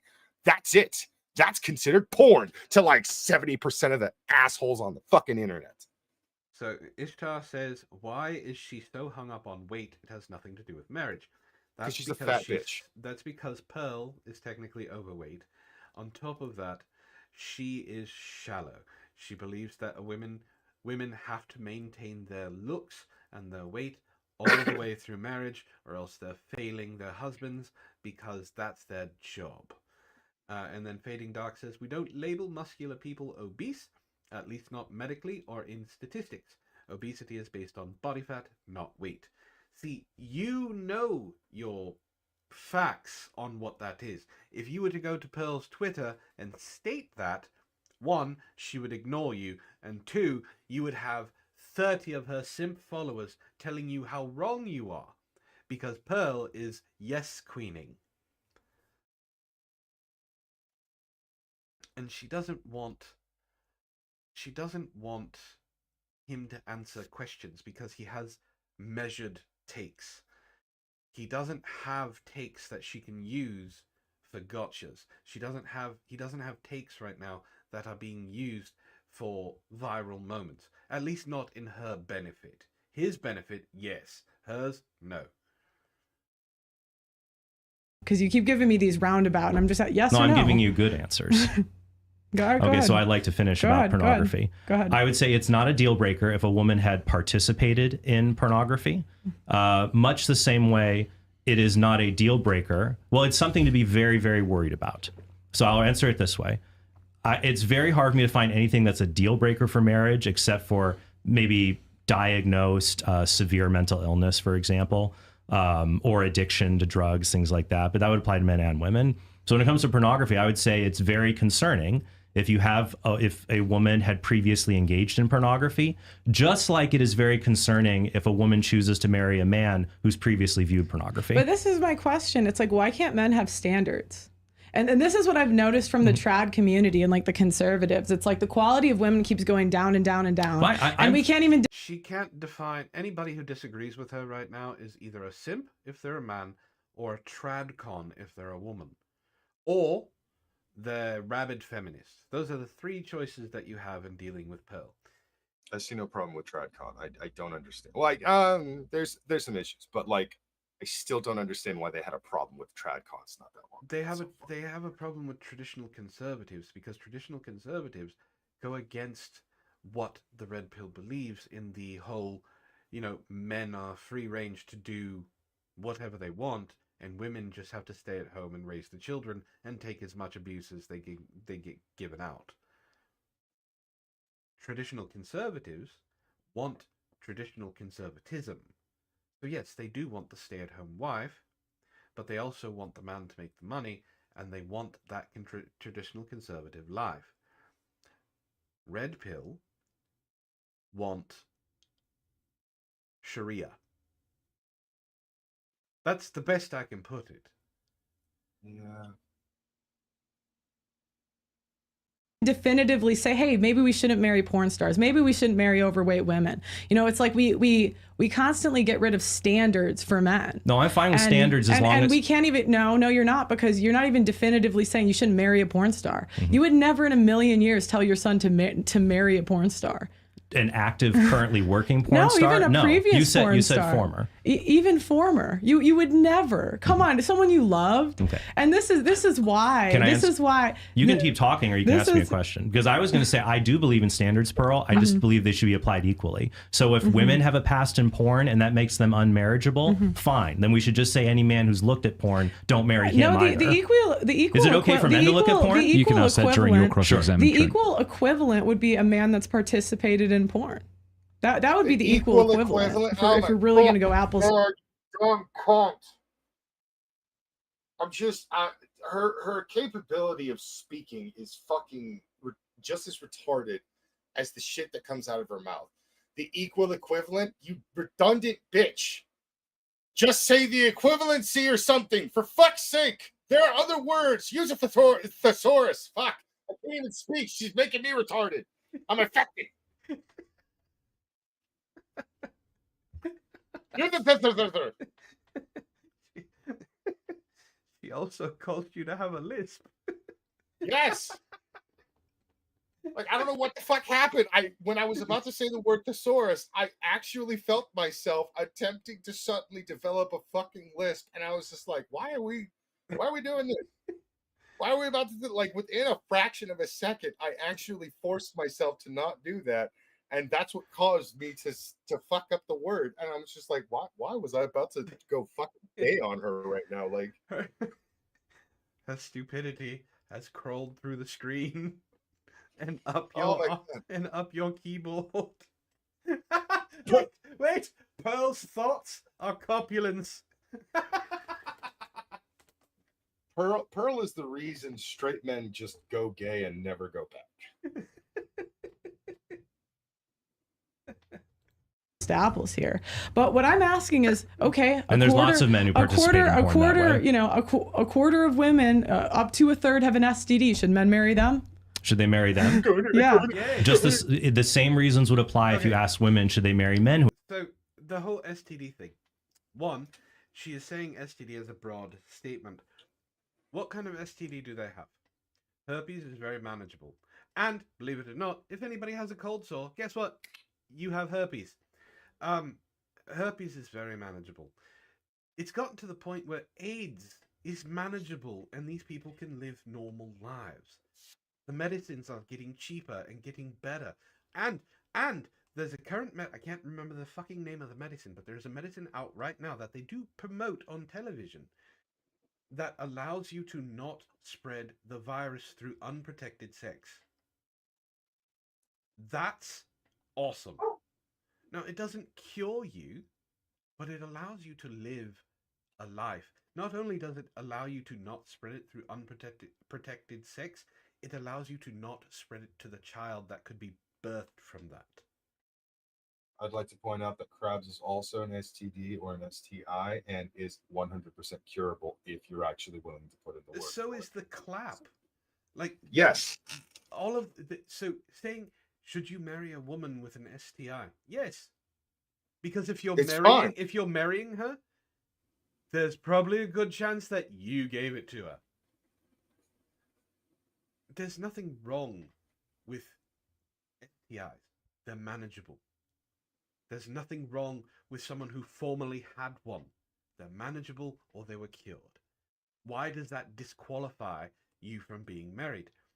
The reason Pearl would give is because it means she's a whore.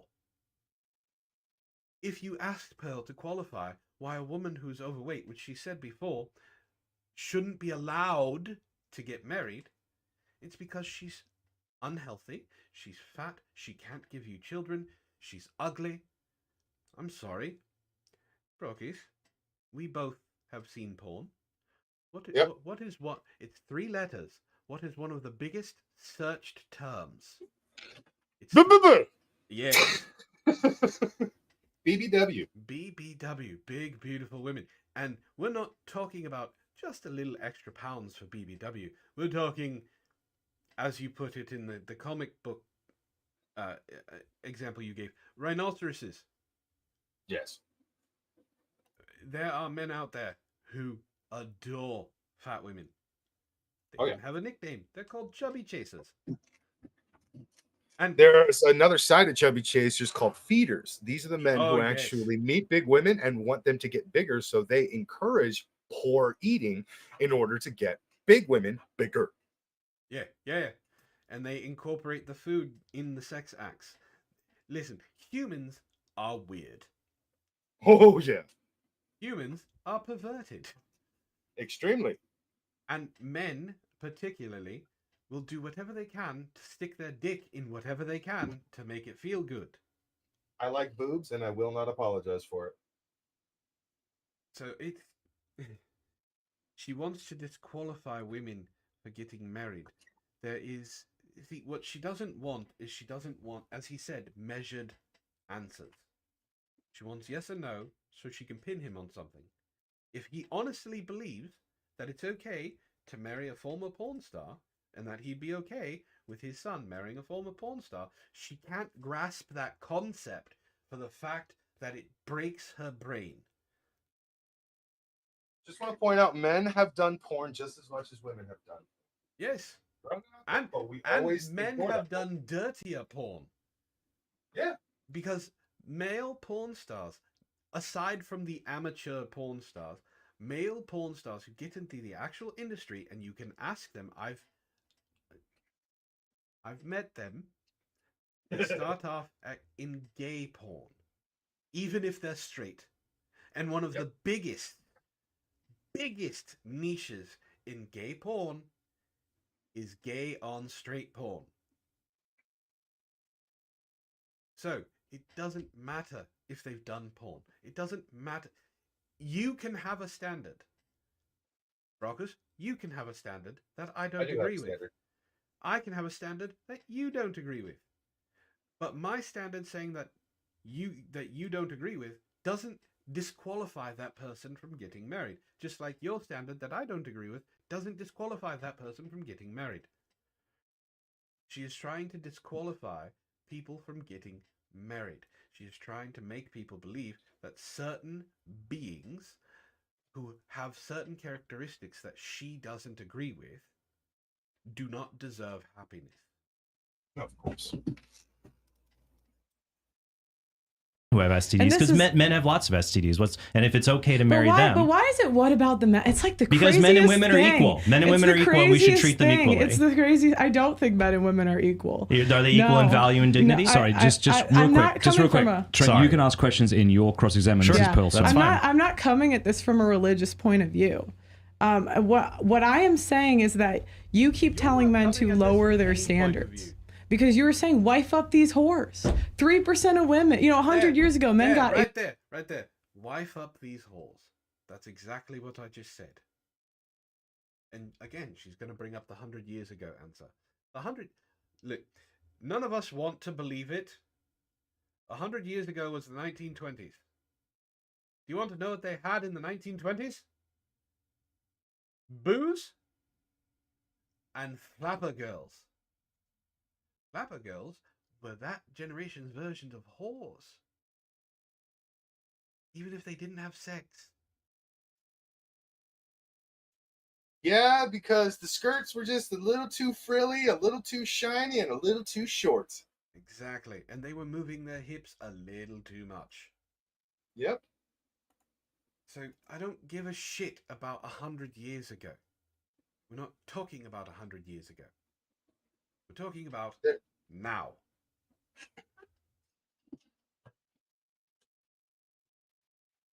Again, A virgin. I've said this. They got a many virgin, 4+ times before. kids. 3. Go ahead. I've said it many times before.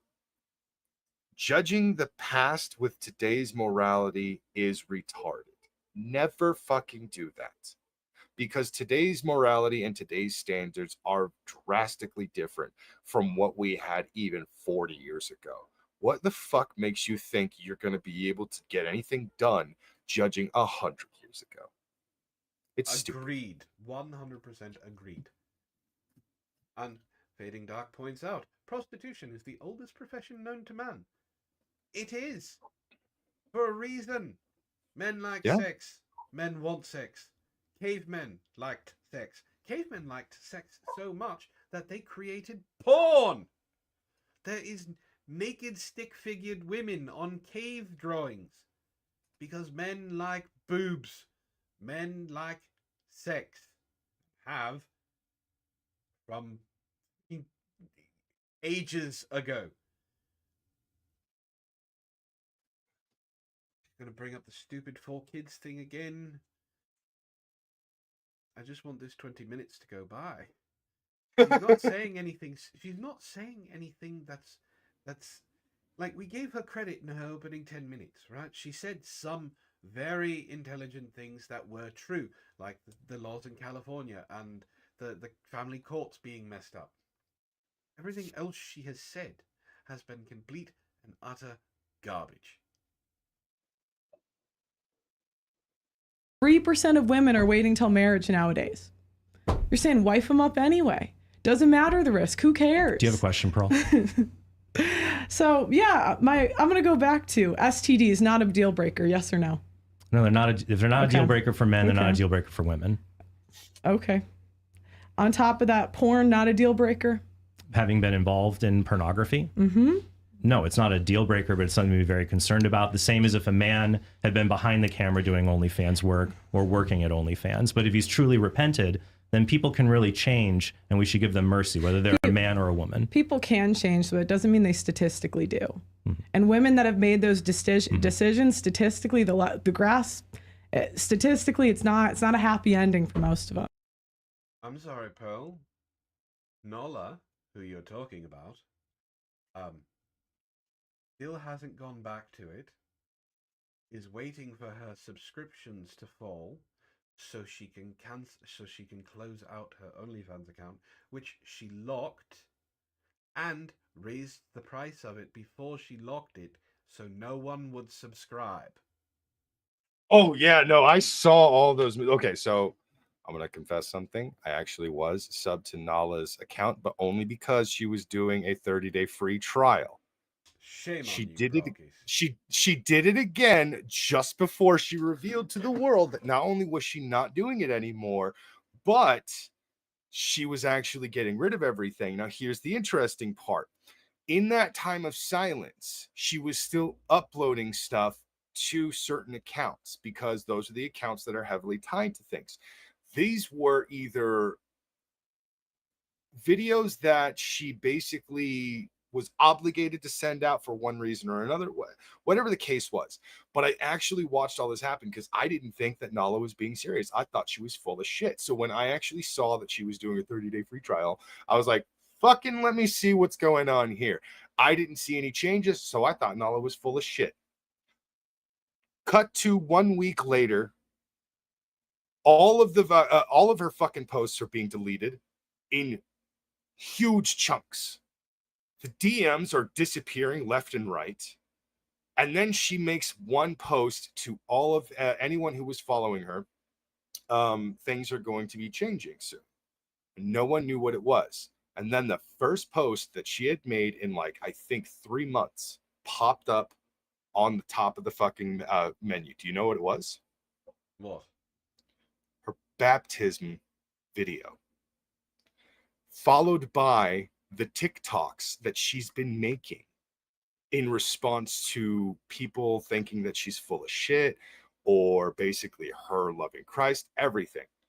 Every new video was nothing more than a positive, fully clothed Nala loving God, loving her husband and all that stuff. Because what we didn't know either was around that time, she had actually gotten married to the very man who actually caused her to turn around everything. So, for the Nola situation, I can be skeptical and think, oh, she's doing this for fame, she's doing this for money, because it's now the reform porn star. I can think that. But I can also hope, I can also want to believe that she's changed her ways.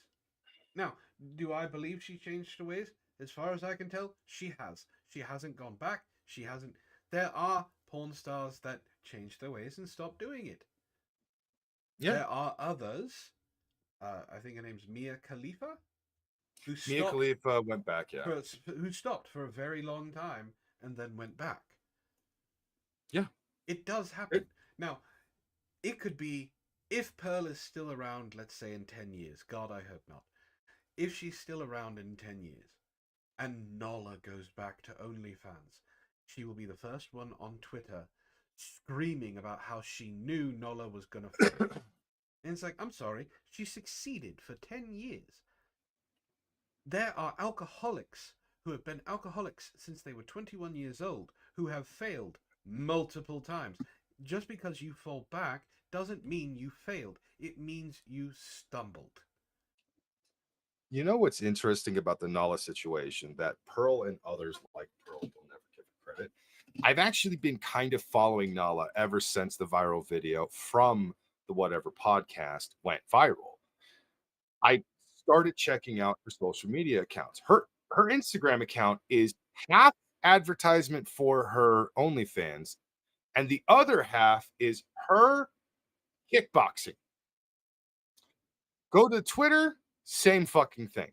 Half of her posts are about her OnlyFans. The other half is basically the other content she actually has been doing for a long time. Do you know what she ended up telling Michael Knowles in the interview, where she basically laid everything out on the floor? I didn't get a chance to see it. I watched it. It was actually really good. I really enjoyed it a lot because I actually like Michael Knowles. But Nala actually said that she didn't start doing OnlyFans content. She didn't start doing raunchy content. Her personality online initially started with fitness stuff, which is why her social media accounts had Nala Fitness as her handles. She started in one subgenre of internet culture, but exploded in fame, popularity, and wealth with another. The other still was present. She still had the whole Nala fitness videos going on. She still had kickboxing. She still had workout videos, all that stuff.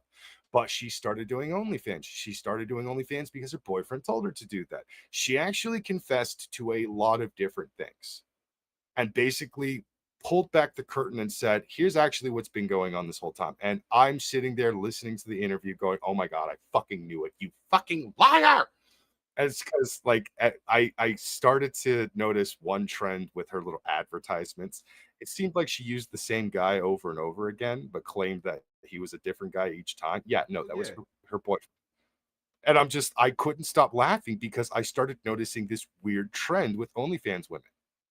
And that was the trend. They were lying to their fans' faces about who else was in the videos with them. Whenever they had other OnlyFans girls in it, yeah, it was an actual other OnlyFans girl.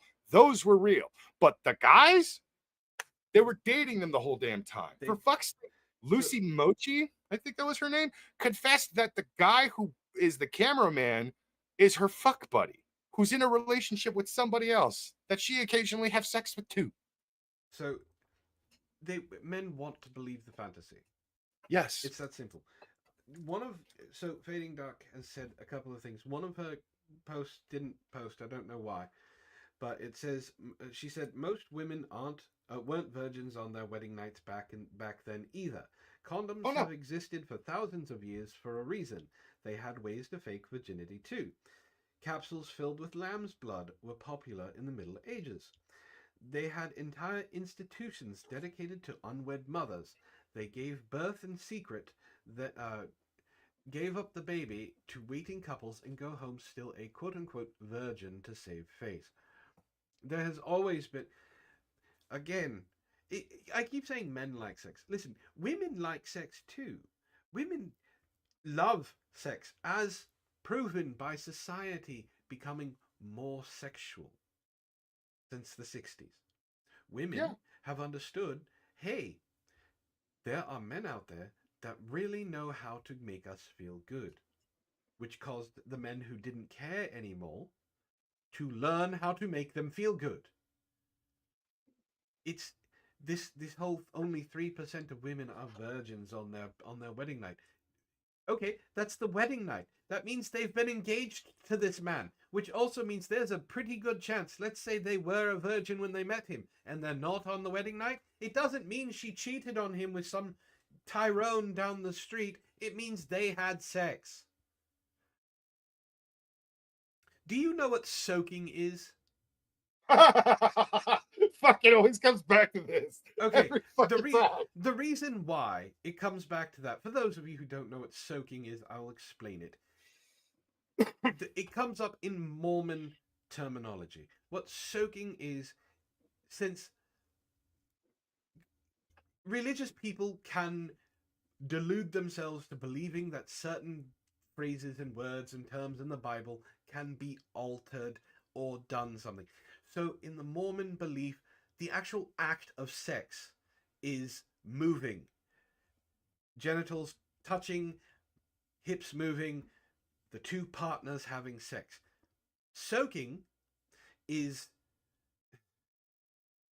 a voyeuristic thing and an exhibitionist thing. What it is the man and woman who want to have sex. The man gets hard, enters the woman and then lays there. And then 2 or 3 other people around them move the bed up and down so that they're not moving, they're being moved. Mormons are some of the strictest anti-sex religious people out there, and they still find a way to do it before marriage. Matt's ex-girlfriend was an ex-Mormon. Her husband, that she got divorced from, got blowjobs from her because it wasn't technically considered sex. Got handjobs from her because it technically wasn't considered sex. They have ways around it. So 3% of women being virgins are the only virgins on their wedding night. Who fucking cares? I don't. Brockus, I'm sure you don't.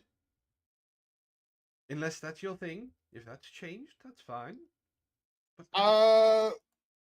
You know what? I will confess on a stream at a later time that things have actually changed with me. For now, I felt like the old Brockus was needed for this. Well, let's continue with the old Brockus then. Gotcha. So that's the other question. Why would you sign up? Would you ever sign a business contract that someone's paid to leave? So if me and you are going to do business, and I get a bunch of money and your children if I leave, you would sign that contract. If you get my children, because maybe we're pairing our YouTube channels together, probably not going to sell off my kids on that. But it's very common in business deals, Pearl, where if you have a high value business partner and you really want them to be a part of the venture, you might include things like a buyout clause or severance pay. That's not that uncommon to ameliorate risks or to encourage them to take part in the project. Okay, so would you would you sign the contract or no? Would I sign a contract? You've made it very where I'm paid to leave. Where you're paid to leave if you're my business partner.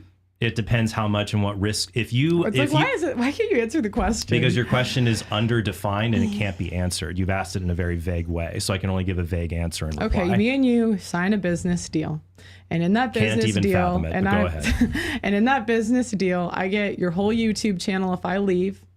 And I get your children. Are you signing it? No, I'm not. Exactly. That's the point. No, you're not signing it. Because you haven't. And this is the thing. They act like it's one-off instances. And this is what the academics tend to do. They'll say, here's a study funded by this organization, or here's another study. And they want you to not believe what's in front of your eyes. Men are not signing up for marriage today. And you can say it's that marriage is a great deal for men, but men are naturally logical. They do what makes sense. 100 years ago, men were still men. Same software.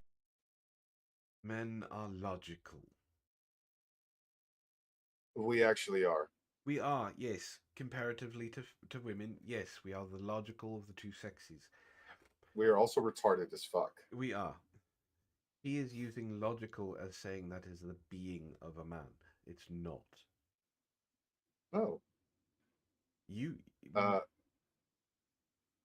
What? I was just gonna say, ogres are like onions, and men are like ogres. So there we are. There are layers. Exactly. Yes. Where they married women in 3 months. There's a reason it's gone up to 3 years.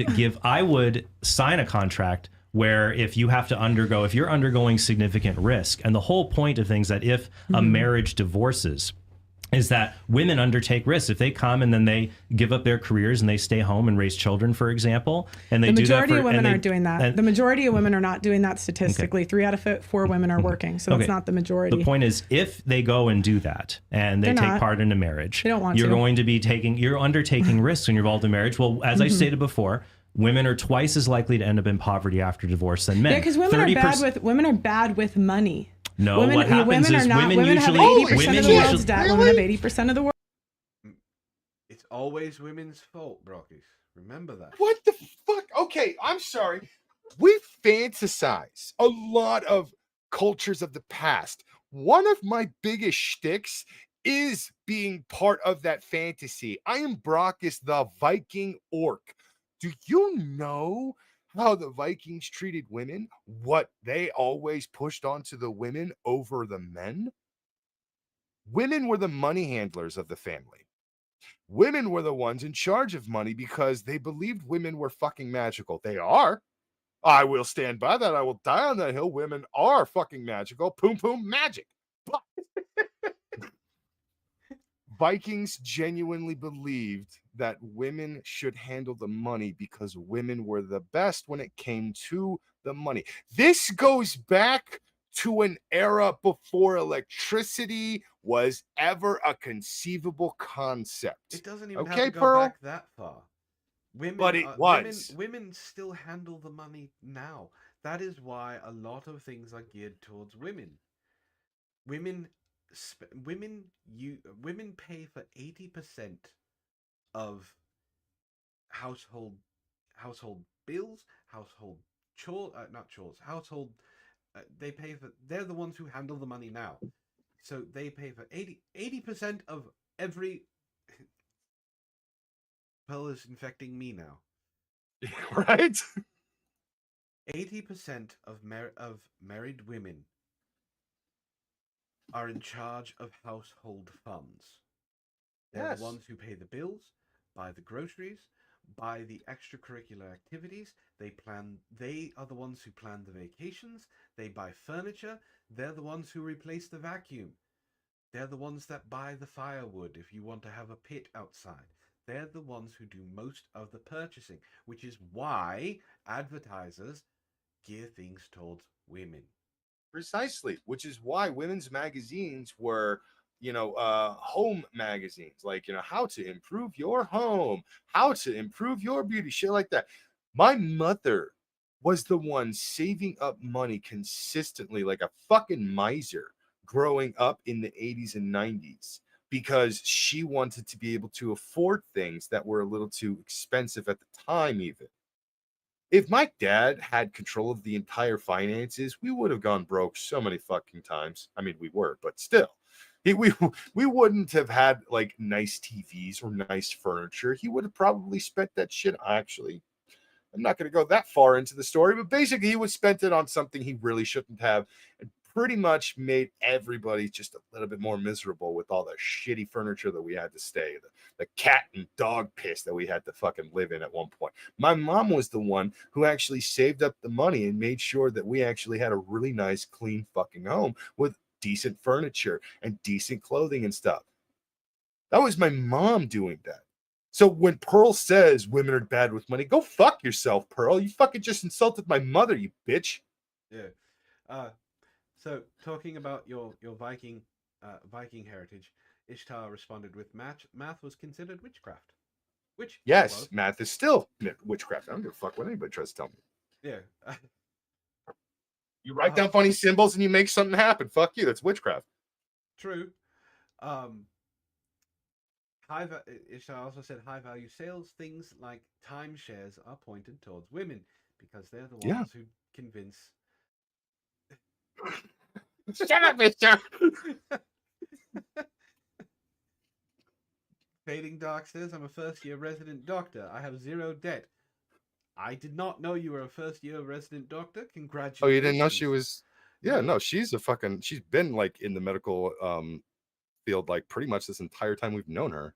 She said, I'm good with finances and budgeting. I have investments. A lot of women are great with money, which is true. Oh, absolutely. And Ishtar handled the finances when she bought the house that we live in. So it's...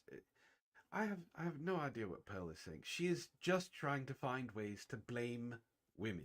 And that's all it is. World's debt. Women are not good with money, and many As I men, showed in my opening statement, men have the majority of debt. Many men. That's not true. Women have 80. Women have 80% of the world's debt, and the other thing that they don't take into account is that in this country, men have more. But go ahead. And 80. Women. Did you hear that, Brockus? Women hold 80% of the world's debt. No, they don't. No, they fucking don't. I'm pretty sure America as a whole holds 80% of the world's debt. And we still have more men than women in fucking political positions of power. Are you fucking kidding me, Pearl? Are you fucking insane, Pearl? God fucking damn, this woman is so fucking stupid. She just pulls shit out of her ass and says, that's what the fucking facts are. Her sources are, trust me, bro. Women have 80% of the Right. world's debt. Women are not great with money, and men earn more as well too. And the thing is, you're not addressing the suicide problem. Do you not think that's a problem? Of course, suicide's a problem. It's more of a problem for men who never marry. I'm asking in divorce. They're 9 times more likely to commit suicide after a divorce. They're 9 times more likely than a the divorced woman. You're misreading the statistic. And in family court, if they find within 5 years, many men do commit suicide. What do you think? You think it's just made up? You think it's just fake? All these men that are saying my life is ruined. Yes, let him answer it. Go ahead. No, because You say something? No, I'm just over here fucking writhing with annoyance because this bitch is just. Oh, so okay. Here's a thing that people probably never pay attention to, or they do pay attention to. They just don't talk about it very often. Usually, the only ones who actually do talk about it are like body language experts and things of that nature. When Pearl repeats herself like that while she's interrupting this guy, it is a clear sign that even she, subconsciously as well as consciously, knows she is beyond full of shit, that she is lying. It is an actual involuntary trait that liars will actually do when they are caught in the act. Repeating yourself like that is basically your brain repeating over and over again until they can finally catch where your thought was going to begin with. Yeah, because you're trying to make some up on the spot. Yeah, it's also if you, another way to look at it is if you say it enough, they'll believe you. Essentially, yes, that's another trait. If you repeat yourself enough times, even you and others will believe the actual lies. So when I hear her repeat like that, it just causes me to immediately just, you're lying, Pearl, and you know you're lying. That's why you're doing that. It's also the jump to different questions. Like, she didn't bring up suicide. She brought it up in her rebuttal. She brought it up in her opening statement. But in her cross-examination, she hasn't brought it up once. And she instantly jumps to it when he goes to answer her question. Again, as she said, men are logical. He goes to answer her question logically, and she jumps to another question so he can't answer. She wants gotchas. She's trying to trip him up so he will mess up in something he's saying so she can latch on to that. We've known people who do that. Oh, yeah. Because I've actually read the studies. And the problem is you're doing the comparison fallacy here. You're just picking, hey, if you get married, this bad thing can happen to you or this bad thing can happen to you. And that's true. Mm-hmm. But if you choose to not get married, you can also have many bad things happen to you. You can grow up and have no social connections. You become a recluse and you're more likely to commit suicide. Or you're more likely just to not take care of yourself. And the statistics show that on average, ever married men, including divorced men, live longer, are healthier, and rate their lives as happier than never married men. It's a statistical fact. Because women date happy men. So women pick for these things. How do you know that? Because I'm a woman. I'm a woman. I know what we pick for. We like tall, handsome, good-looking men. Is every married man tall, handsome, and good-looking? Not every, but he's usually one of those things. He's usually one.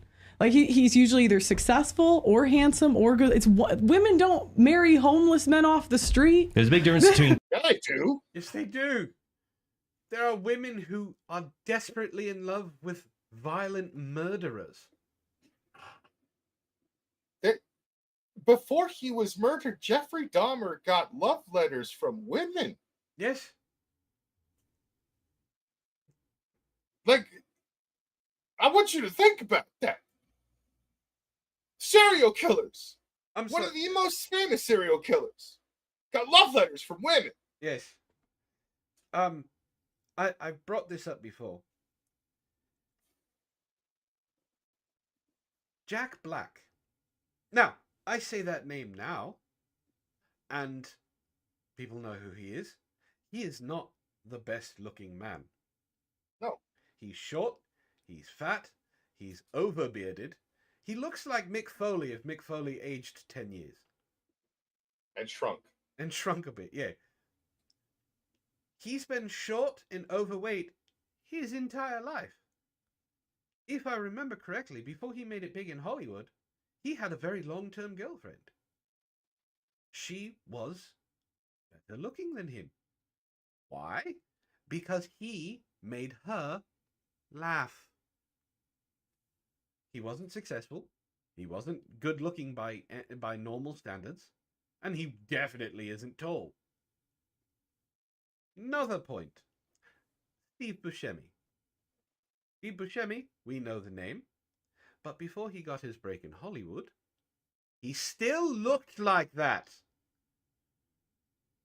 He didn't join Hollywood and get plastic surgery to look like Steve Buscemi.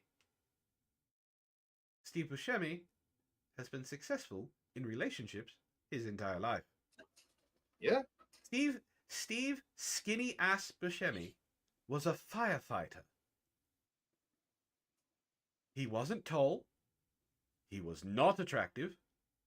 And if you want to consider being a part-time firefighter successful, then he was successful. But he was successful with women because he made them laugh. There are actual homely men who are neither tall, attractive, or successful that can still pull bitches. Better than Myron. I actually want to point out one crucial detail about the Jack Black comparison. In his earliest days of his career, he actually was not that overweight. Maybe by about 10 to 15 pounds, but he wasn't like fat. He wasn't obese. No, he wasn't obese. He was a bit on the chubby side. You can see it for yourself in the movie The Cable Guy and other movies that he was actually in prior to The Cable Guy. But it wasn't until I think the movie The Jackal that he shortly after that gained more and more weight, because he had to gain weight for the movie The Jackal. And then, by the way, you definitely want to see that because that's a very interesting scene for him. But he had to gain weight for that movie, and then he just kind of kept it, and then gained more. So again, Pearl. I know we're kind of doing what Pearl does. We're using extremes. Steve Buscemi, Jack Black. They're not necessarily the most attractive. All right, I can point out another one. I already said his name, Mick Foley. Mick Foley is not the most attractive man. Mick Foley has 2 daughters. Like, Mick Foley, not in his prime, got married to a very beautiful woman. George the Animal of Steel, another wrestler, had a back hairier than you. Attractive wife. It's women like men for different reasons than men like women. It's going to continue to be like that. Women are not they are attracted to physicality. They are attracted to good-looking men, but they look for something else. Men see pretty woman and go, unga bunga, need pretty woman. Case in point, Amber Heard. Amber Heard is not unattractive. As a matter of fact, she's very attractive. People like her. Don't know why. Her personality makes her ugly as sin. But people, men, still look at her and go, pretty woman, want to be with pretty woman. Later on, they go, why was I with pretty woman?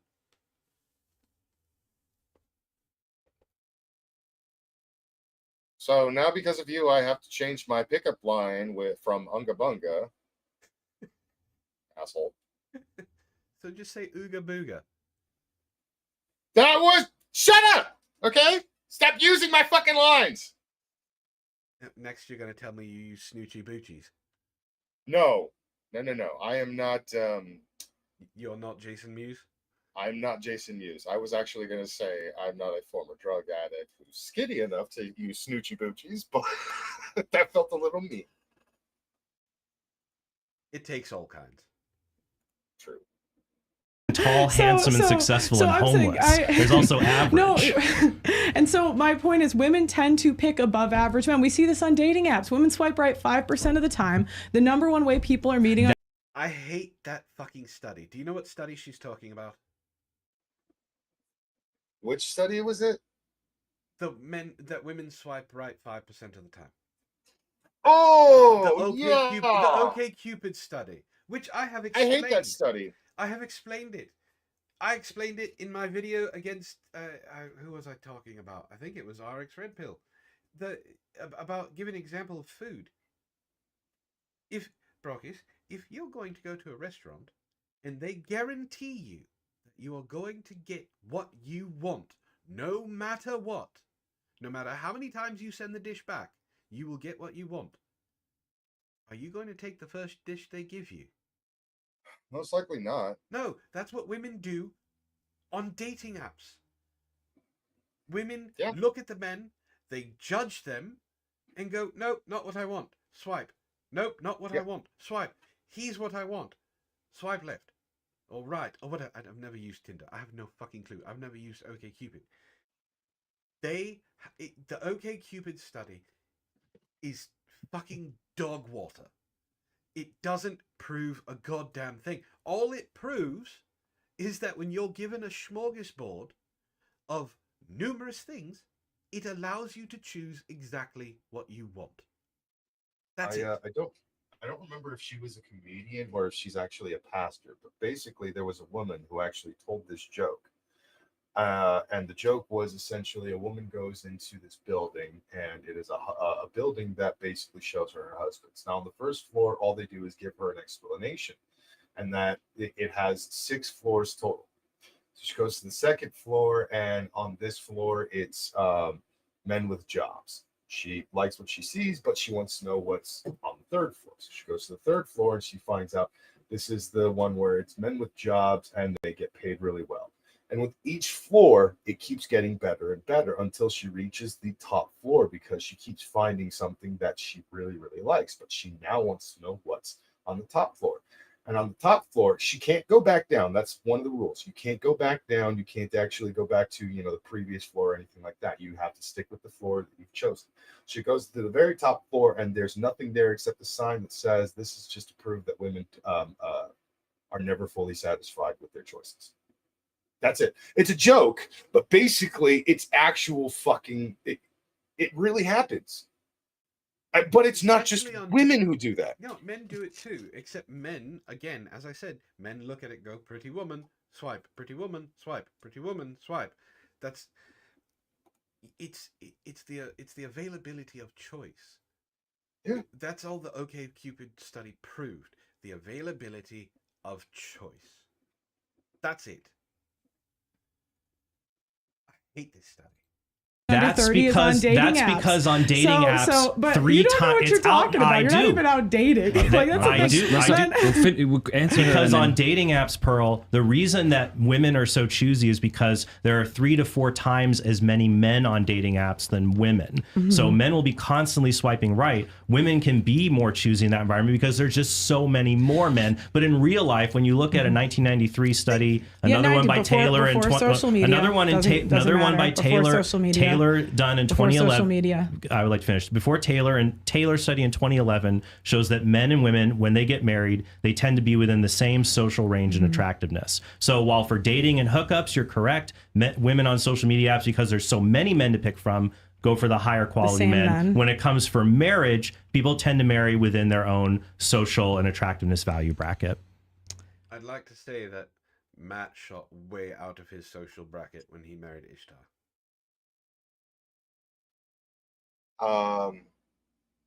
I'm not sure what you mean by that. Like, did he luck the fuck out? Absolutely. That's what I'm saying. Okay. To be fair, she was out of his league. Yeah, but she could get just as down and dirty when it comes to stuff online as him. So, like, I didn't understand exactly what you meant by that. True. Right, but that doesn't disprove what I'm saying. It does. Women pick a small percentage of men. No, when given the choice. That's not true, because I'm talking about marriage. We're talking about marriage, not Tinder. If women, but that's the number one way people are meeting under 30, and that's the thing. Like a lot of you guys are so out of touch. You don't see, like, these studies take years to come out. At some time, I can tell you firsthand what's going on because I actually talk to the people. No, I agree. It's dumb to try to meet your spouse on Tinder. That's dumb. Right, but that's what's happening. Right. That's where the world is going. Right. And you're encouraging men to clean up women's mess. And I say men shouldn't have to do that. Men shouldn't have to sign a contract where women are paid to leave? I think it's so simple. If people are paid to do the wrong thing, why wouldn't they do it? Why would, I'm not saying every woman will, but every woman can. What woman is going to want to say, gee, you know what would be great? Don't ask questions. Let her go. Yeah.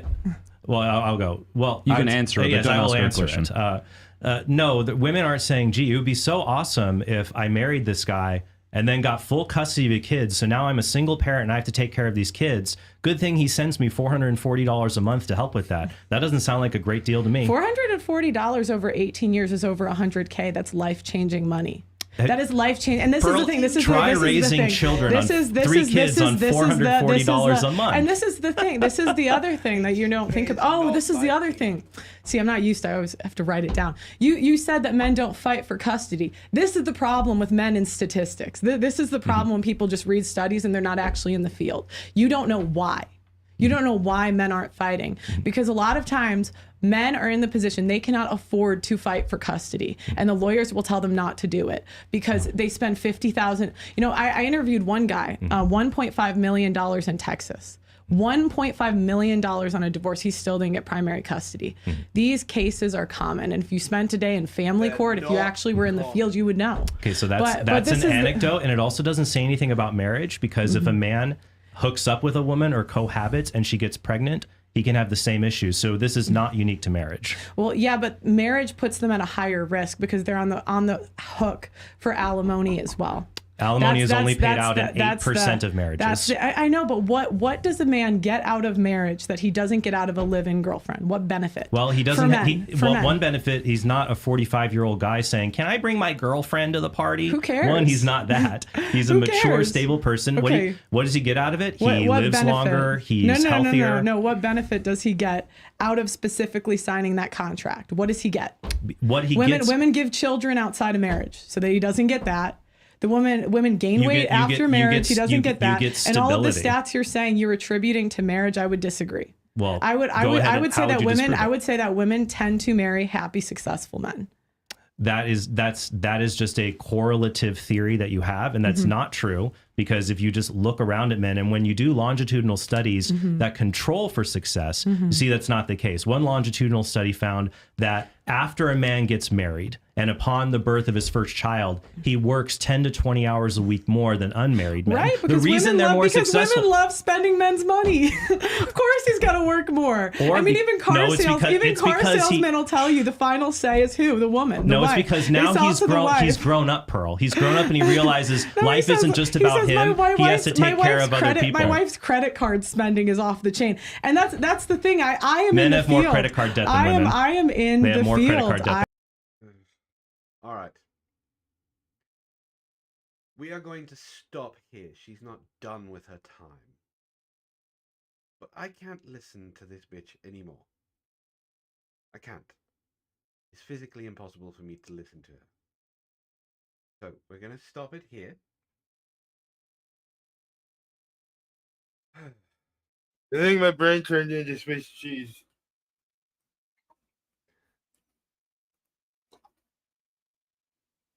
I think I'm right there with you.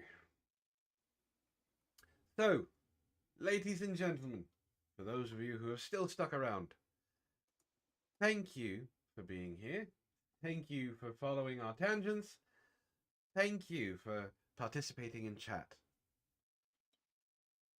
So, Brockus, is there anything you want to promote? I actually have a few things going on right now, and I'm basically going to be getting back into the streaming game again. Next week, I will make the announcement when I am able to, but basically next week, I'm shooting for a full Rippaverse comic book review. That's essentially the first 4 books that the Rippaverse has actually produced in the last couple of years. ISOM 1, ISOM 2, Alpha Core, and Yaira, because the Yaira 1 book is coming Sunday. And sometime after that, I plan on doing a horror movie review, because I kind of got back into a horror movie kick. So American Mary is going to get a review stream in the near future as well. If I can, I'll probably also bring the Saska sisters on, because they were the creators of American Mary. All right, very cool.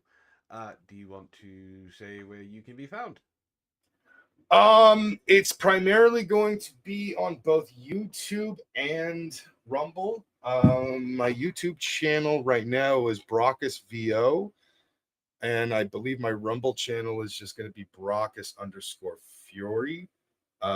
My X account or Twitter, whatever, is at orc_fugitive. And if you want to follow my Instagram, where I just post a lot of fucking, well, not a lot, but when I do post, I usually just post gym content on my Instagram. It's Brockus.Fury. And I think if you want to follow him on OnlyFans, that is Brockus the Viking Orc Gay Nope. for Pay. No, that's not a thing. That does not exist. Well, thank you for joining me again, my old friend. Yeah, it was actually fun. I kind of missed doing this stuff. Well, we still have a lot to finish. I know. We'll discuss after some time when we can do this again. Very much so, yeah. Thank you all for listening. Naomi, I'm glad we could keep you company. Fading Dark, thank you for joining us. Ishtar, it's always lovely. And we'll see you all next time. Bye.